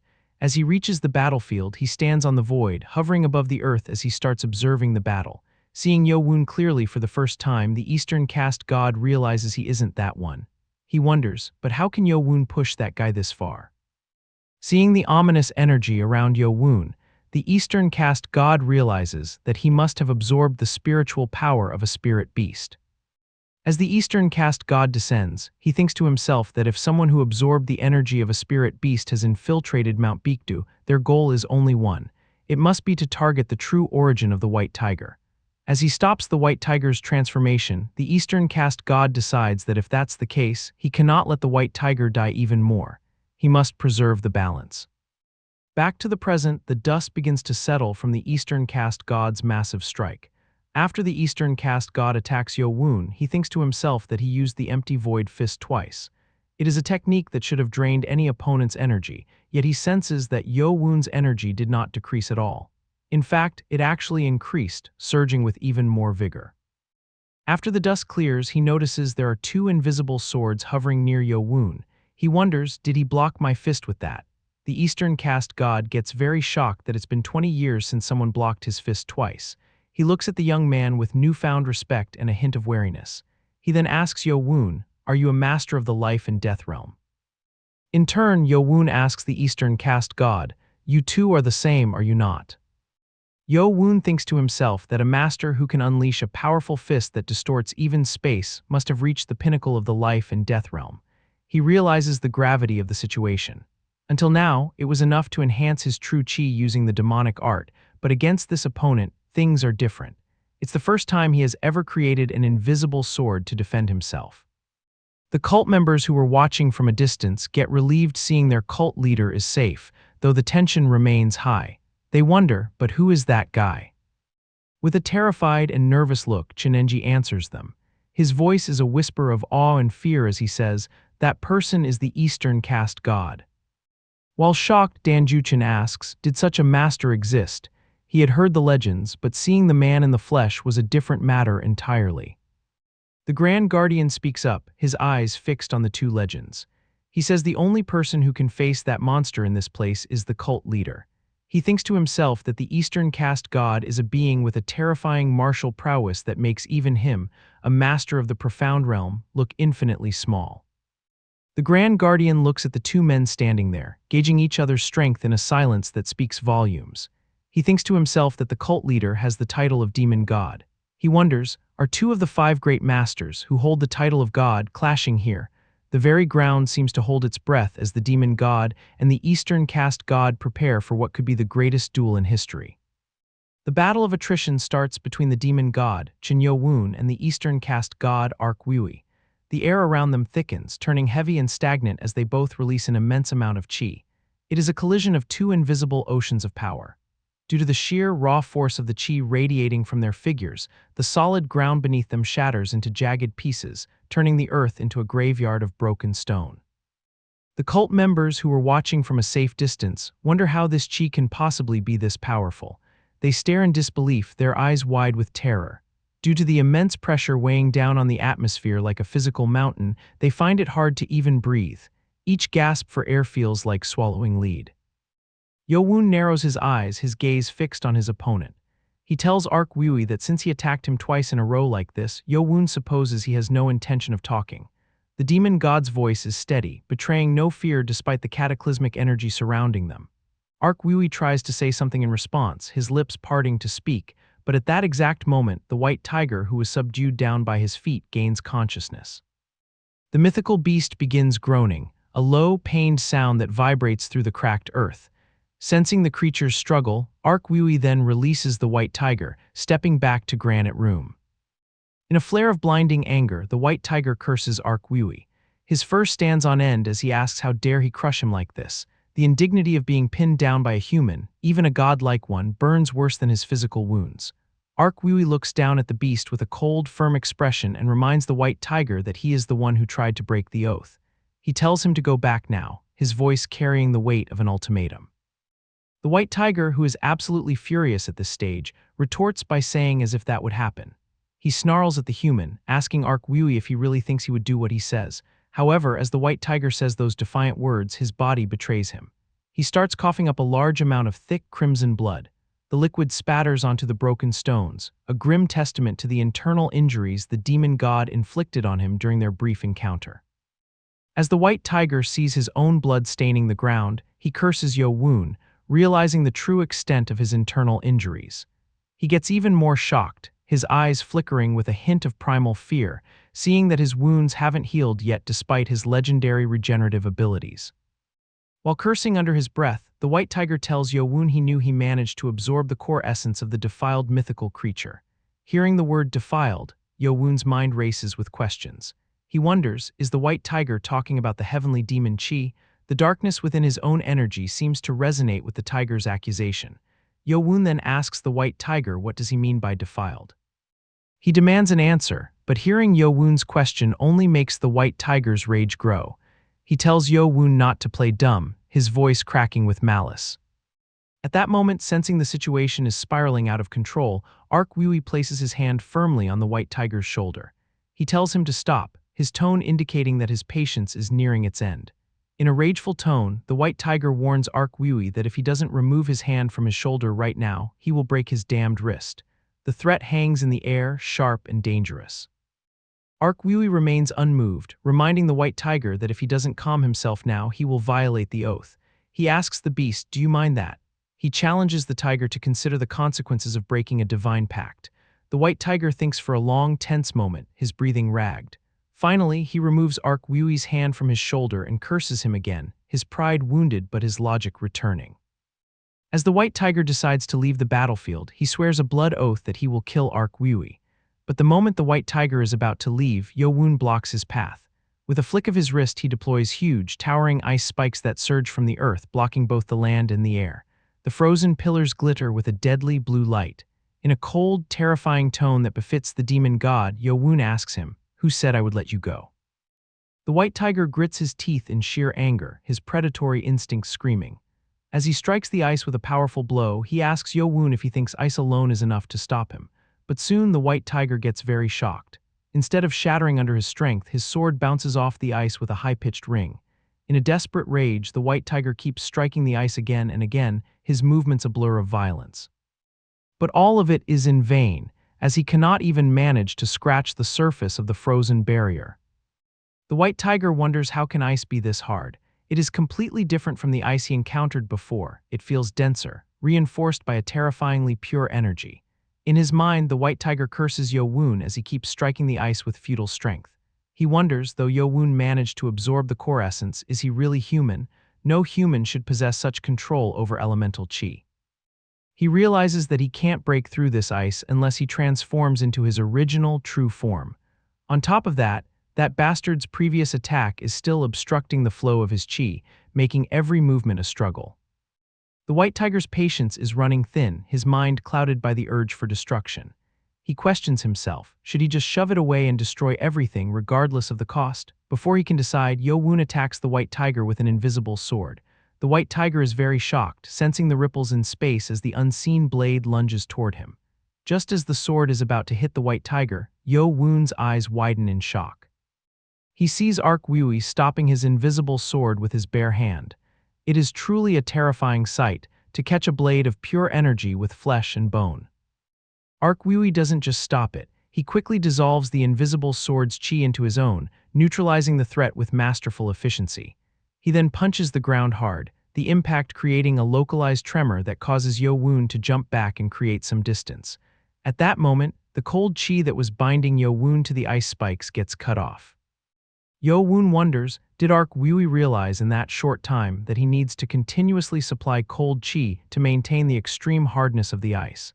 The Eastern caste god's tactical insight is as sharp as his fists. Taking the chance provided by the distraction, the White Tiger starts fleeing, disappearing into the distance. Yeo-Woon tries to move to stop the White Tiger, but Ark Wui immediately blocks his path. With immense force, he throws a punch at Yeo-Woon. At that moment, it is as if time itself has stopped. To Yeo-Woon, it looks like Ark Wui is simply throwing a punch, but his senses tell him that is not the case. It is a decisive blow, executed flawlessly. It is as if countless punches converged into a single, perfect trajectory. The power behind it is like a volcano on the very verge of erupting, contained yet devastating. Ark Wui didn't focus on any unnecessary movements. Instead, he concentrated all of his strength into this single punch alone. The proof of its lethality is that no one has been able to stop him once he mastered this punch. Any combat master in the life and death realm would know that it's nearly impossible to respond in time from this close distance. And yet, Yeo-Woon is excited. He is full of confidence, his blood pumping with the thrill of the fight. Yeo-Woon uses his own invisible swords to block Ark Wui's punch. Seeing this, Ark Wui gets very shocked that his ultimate strike was intercepted. As the two gods clash, the entire Changbei mountain area starts shaking violently due to the massive shockwave. The fleeing White Tiger can also feel the immense energy from the distance, a sensation that terrifies him to his core. As the chis erupt, the White Tiger starts fleeing even faster, wanting to be as far from that epicenter as possible. He couldn't believe what was happening, that two beings could possess such world-shaking power. The cult members watching couldn't even look at the bright light generated by the impact. Due to the demon god and the Eastern caste god's clash, a huge crater is created on the ground, the rock vaporized by the sheer heat of their energy. The cult is both terrified and in awe, thinking, what kind of powerful shockwaves are these? They are deeply worried for the safety of their cult leader, praying he hasn't been overwhelmed. As the smoke starts to dissipate, the cult members wonder if the demon god got defeated. Their hearts sink as they wait for the dust to settle. But when the smoke fully subsides, they see both the demon god and the Eastern caste god still standing tall. There are no visible injuries on Yeo-Woon, he looks as composed as ever. However, Ark Wui's bamboo hat has been shattered into splinters, and a small amount of blood trickles from his lips. Ark Wui wipes the blood away with a rageful, intense look in his eyes. Yeo-Woon sighs internally, his mind analyzing the exchange. He thinks that every single one of Ark Wui's strikes is a killing fist technique devoid of mercy. Yeo-Woon's true energy far surpasses Ark Wui's in terms of sheer volume, yet it is hard to believe that the Eastern caste god has consolidated his martial essence to exert this level of power. To become this strong purely through human capability, without even possessing a core, is truly astonishing. Yeo-Woon thinks that although they stand as enemies, he truly is an incredible man. Yeo-Woon reflects on the unification of sword forms, where the 24 sword forms of the Heavenly Demon sword art are condensed into a single point. It is the final move of the Heavenly Demon sword art, created by the founder based on the extreme stage of the life and death realm. And yet, the Eastern caste god too is capable of unifying all fist techniques into a single punch. Not only can he do it, but he can even wield it freely at that. With a nostalgic look, Ark Wui says it's been a long while since he has faced a proper rival. The anger in his eyes shifts into the grim respect of a warrior. While getting into a new fighting stance, Ark Wui tells Yeo-Woon that to not go all out against a warrior of his caliber would be an insult. He acknowledges it now. Yeo-Woon is not an unwelcome intruder to be driven away, but a true, worthy opponent that is worthy of facing in a duel to the death. As the Eastern caste god releases his martial intent with visible excitement, he says it has been decades since someone had forced him to unleash the boundless void fist. All the present cult members can feel the overwhelming presence of the Eastern caste god, and the surrounding space feels distorted, as if the air itself is warping under his will. As Yeo-Woon also gathers all his heavenly demonic chi, the black energy swirling around him like a cloak of shadows, he tells Ark Wui he will return those words to him exactly as they are. Slowly, Yeo-Woon's heavenly demonic chi turns into giant, imposing swords that hover in the air. He warns Ark Wui, the war god, that if he lets his guard down, he will die. Ark Wui is also a little nervous, seeing that Yeo-Woon was hiding his full strength as well. The two immense chis are clashing like giant waves in the middle of the ocean. It is the calm before the storm, a moment of heavy silence before the final destruction. All the cult members are watching in absolute awe as the scene unfolds. Yeo-Woon's grandfather, the grand cult leader Cheon, is also in utter shock. He realizes that what his grandson showed him earlier wasn't his full power at all. Enji knew Yeo-Woon absorbed a core, but to handle such diverse types of true energies within a single body is unheard of in all of history. Enji carefully analyzes his grandson from the sidelines. The energy Yeo-Woon calls Heavenly Demon Chi seems to act as the central core, harmonizing three entirely different kinds of energies that would normally conflict and explode. Enji realizes that this battle will truly decide who is the greatest under the heavens.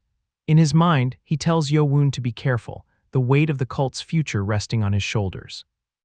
Both the demon god and the war god are waiting for each other, calculating who will make the first move. Yeo-Woon realizes that ever since Ark Wui assumed the chi circulation stance, there are no longer any openings in his posture. His offense and defense are flawless, a perfect circle of martial prowess. Ark Wui also thinks it's been a long time since he has felt this kind of tension, the kind that makes his skin crawl. It's his first time seeing attributes imbued into an invisible sword. But when it fuses with that black energy, the ominous aura grows even stronger, threatening to swallow his own light. He calculates that if Yeo-Woon properly manages to control three invisible swords, it's no different from facing three masters at once.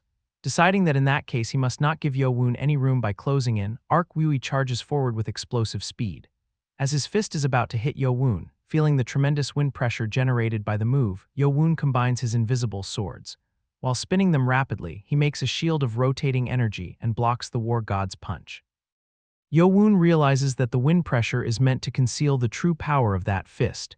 If he focuses only on the wind pressure, that punch will strike his chest directly, bypassing his external defenses. Ark Wui gets very shocked at Yeo-Woon's action and wonders, did he notice his true move? He hadn't expected the demon god to read his feint so perfectly. Then Yeo-Woon takes the initiative and strikes the war god. The war god does block the counterattack, but he couldn't completely neutralize the force behind it. Even with attributes imbued, it couldn't pierce through his initial guard. But soon, the war god realizes his thoughts were wrong. Yeo-Woon's invisible sword breaks through the war god's defense with a sudden surge of power. Realizing he can't block that black thunder chi, and that forcing his way in any further would be difficult, Ark Wui starts retreating. But then he sees there is another sword up above his head, and it is descending rapidly like a falling star. Ark Wui curses and grits his teeth, thinking that Yeo-Woon can even deploy complex sword techniques at this state of high-speed combat. Ark Wui realizes that just distorting the space alone isn't enough to block this level of power. There is no other choice. He then keeps attacking the descending sword with the boundless void fist, striking again and again to divert the energy. Ark Wui gets pushed back due to Yeo-Woon's relentless, multi-angled attack. Yeo-Woon is very surprised at the war god's tenacity. To think he would concentrate his power into a formless fist to counter the blades. As a result, the invisible sword is completely shattered and the energy backfires on both of them. As Ark Wui observes Yeo-Woon, he wonders, has he already finished recovering? It even looks like the demon god has some true energy left to spare, his aura showing no signs of flickering. The war god realizes that this is troublesome. He can produce comparable power through the formless principle alone, but his total pool of true energy is still lacking compared to this monster. And yet, even while maintaining 3 invisible swords simultaneously, the demon god's true energy isn't drying up. It feels like facing a divine beast before its ascension to the heavens. Ark Wui decides he has no choice but to give flesh to take bone, a desperate strategy of sacrifice. An attribute-infused invisible sword has power comparable to a formless fist with concentrated force. The war god decides he will shatter the 3 invisible swords simultaneously with a formless fist, then bring him down with the final secret art of the boundless void fist. He knows he will have to endure the backlash of reversed true energy 3 times, a pain that could kill a lesser man, but he must overcome it somehow to win. As Ark Wui is almost reaching Yeo-Woon, closing the gap for his final gambit, he finds it strange that they are this close now, yet there is no movement from Yeo-Woon at all. The demon god just stands there. He doesn't know what scheme the demon god is plotting, but the closer he gets, the more advantageous it is for his fist techniques. He thinks he will be able to use the secret art of the boundless void fist without taking heavy damage from the sword's range. Then at that moment, with a scheming, mischievous smile, Yeo-Woon tells the war god that thanks to him, he learned something valuable. There is a terrified look on the war god's face as he looks up and sees the 3 giant invisible swords fully formed and resonating with a new, terrifying frequency. While laughing at the turn of the tide, Yeo-Woon offers his sincere gratitude to the war god for pushing him to this new height. Yeo-Woon gathers all that terrifyingly ominous heavenly demon chi, drawing the swirling darkness together until it condenses into one big, pure energy sphere. The air around him vibrates with a frequency that rattles the teeth of everyone watching, the sheer density of the power threatening to collapse the space surrounding his hands. The war god Ark Wui, who is advancing to strike Yeo-Woon with the momentum of a falling mountain, instinctively takes a step back. His heart hammers against his ribs as he feels a primal instinct for survival screaming in his mind, fearing for his life in a way he hasn't felt in centuries. His eyes widen in shock as he looks at the pulsating orb. Ark Wui thinks to himself, not only the demon god's capabilities, but even the attributes contained in the formless swords are concentrated in one place. He can see the flickering sparks of lightning, the biting chill of frost, and the searing heat of flame all swirling within that single point of void-like energy. He realizes that this is dangerous, deadly so. He has faced many masters in his long life, but the sheer complexity and concentration of this chi are beyond anything in his experience. Yeo-Woon then launches that immense energy towards the war god. The sphere leaves Yeo-Woon's hands with a low hum that quickly turns into a roar. Ark Wui first starts retreating, his feet carving deep grooves into the earth as he tries to put distance between himself and the incoming cataclysm. But then he realizes it's pointless. He watches the trajectory with a sinking feeling because the energy sphere was as fast as lightning. Before his mind can even process a second step, it is already upon him.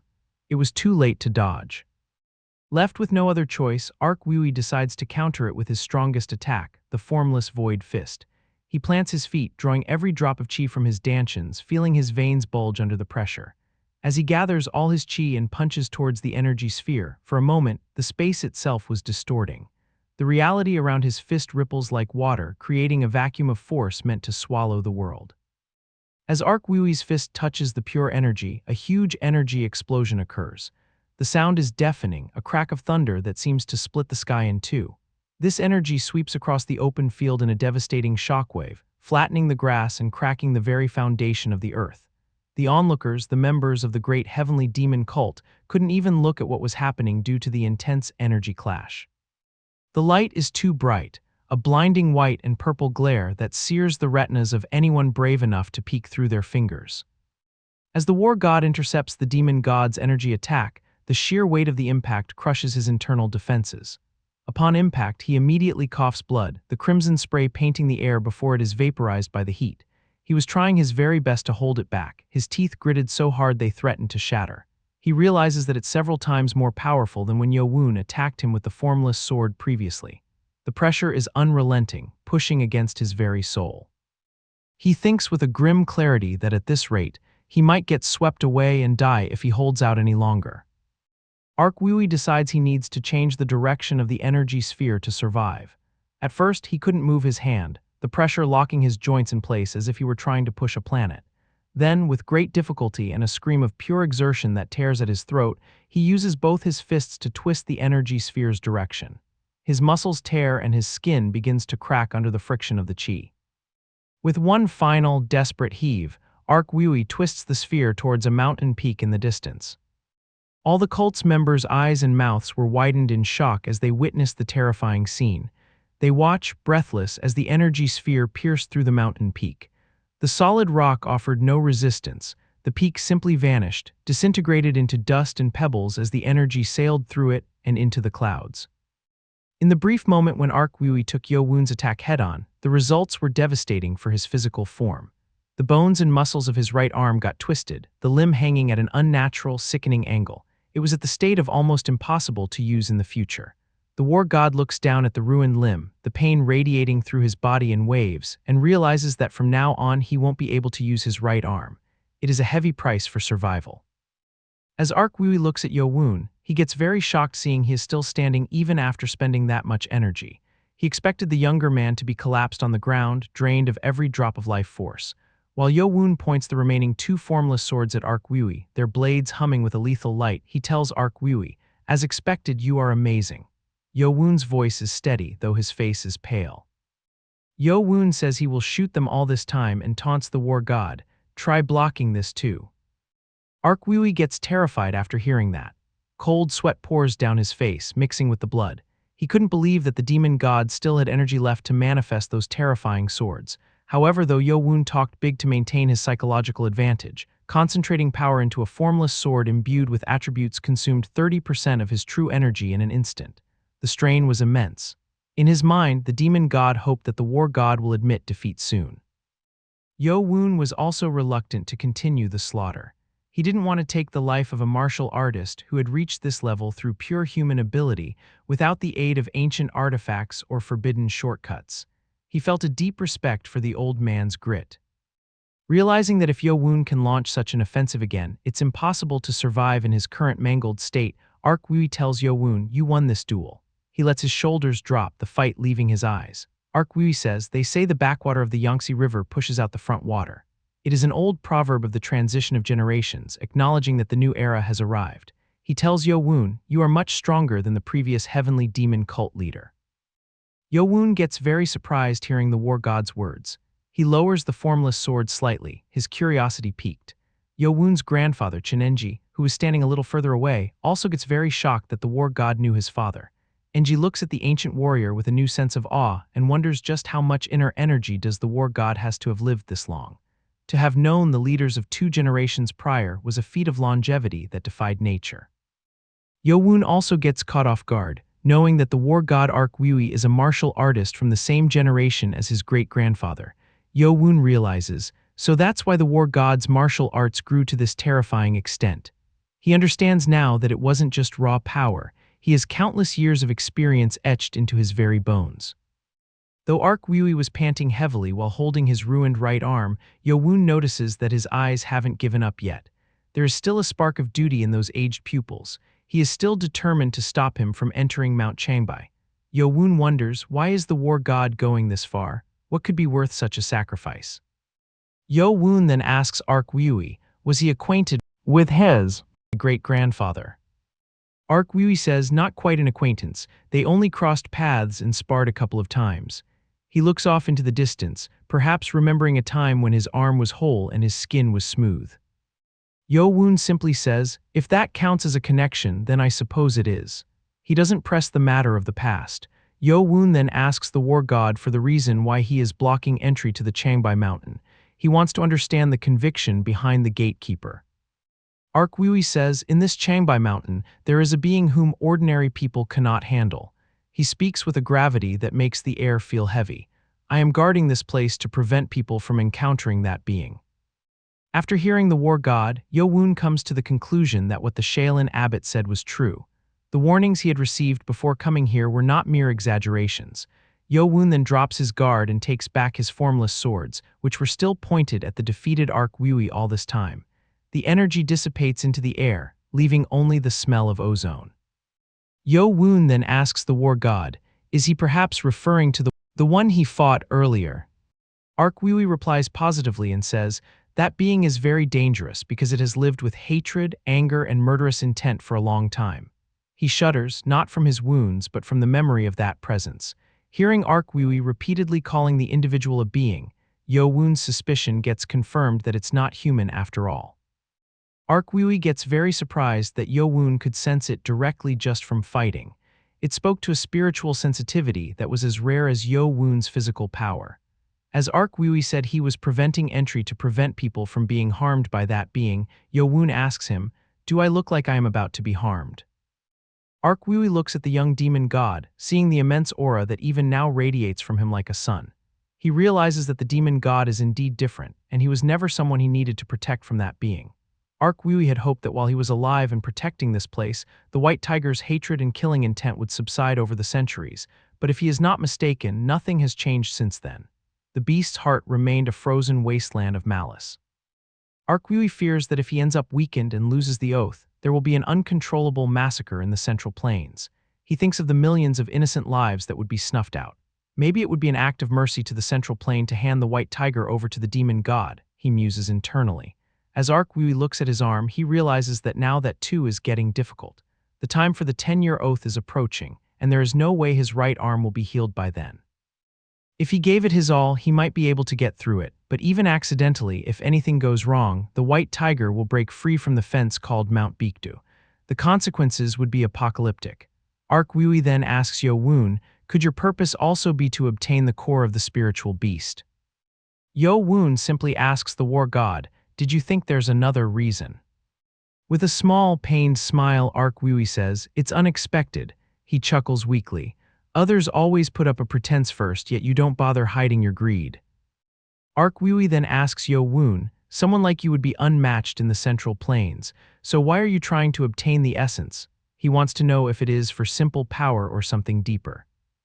After hearing the war god's question, in his mind Yeo-Woon says it is to prevent the blade god from obtaining immortality using the origin of a sacred beast. He knows the stakes of this secret war. Yeo-Woon realizes that Arkwui probably wouldn't believe him even if he says that, as the blade god's existence is a myth to most. Yeo-Woon then decides to just tell the war god the general idea. Yeo-Woon tells Arkwui, recently, a sect called the Six-Blade God Martial Clan has risen in the Central Plains. Their leader seeks immortality through sacred beasts. As soon as Yeo-Woon finishes speaking, they see a huge commotion up the Mount Changbai. The ground beneath their feet begins to tremble. Seeing a massive water spout erupting into the sky, the war god wonders, is that the heavenly pool? What on earth is going on? Then a terrifying roar could be heard coming from deep inside the mountain. It is a sound that shakes the soul, full of ancient, predatory malice. Yeo-Woon also wonders, could it be the cries of the White Tiger?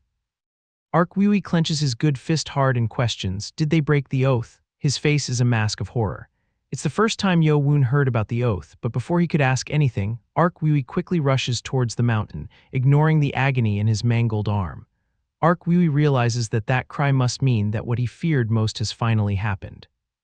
Yeo-Woon quickly catches up with the war god, his movements a blur of speed, and asks, is that the White Tiger? He scans the peaks and adds, it seems when we were fighting, the Six-Blade God Martial Clan stabbed us in the back. They had used the duel as a distraction to infiltrate the mountain. Arkwui gets very surprised upon hearing of the Six-Blade God Martial Clan and says, come to think of it, those who came from the Righteous Martial Alliance said something like that. He curses his own focus on the duel. Arkwui continues, The situation has become uncontrollable and we must stop it. Yeo-Woon says, if the core of the White Tiger falls into the six-blade god martial clan's hands, it could be really dangerous. Ark tells Yeo-Woon that he didn't mean just that. With a determined look, Ark Wui tells Yeo-Woon they absolutely can't let that guy turn into his true form. Seeing Ark Wui rapidly going towards the White Tiger, Yeo-Woon wonders, is it because he is worried about the core of the White Tiger being taken away? He suspects the old man is holding back more information. Since Ark Wui doesn't know the full power of the six-blade god martial clan, he might be underestimating the invaders. With their power, they definitely can take the White Tiger's core if left unchecked. Yeo-Woon suddenly notices a terrifying sight in the distant mountain. He sees dark clouds are gathering in the sky, which was just clear moments ago. The air turns frigid and the light of the sun is swallowed by an unnatural gloom. He wonders, how can such a strange thing happen? Ark Wui tells Yeo-Woon that guy has lived for nearly 1,000 years. He points toward the summit as the clouds swirl into a vortex. It is a fallen spirit beast right before ascension. It is a monster that should never be released into the world. At that moment, they see the terrifying, transformed White Tiger. Its body is the size of a palace, its fur glowing with an unholy light, and its eyes burning with the hatred of 1,000 years of imprisonment. The true battle for Mount Changbai has only just begun.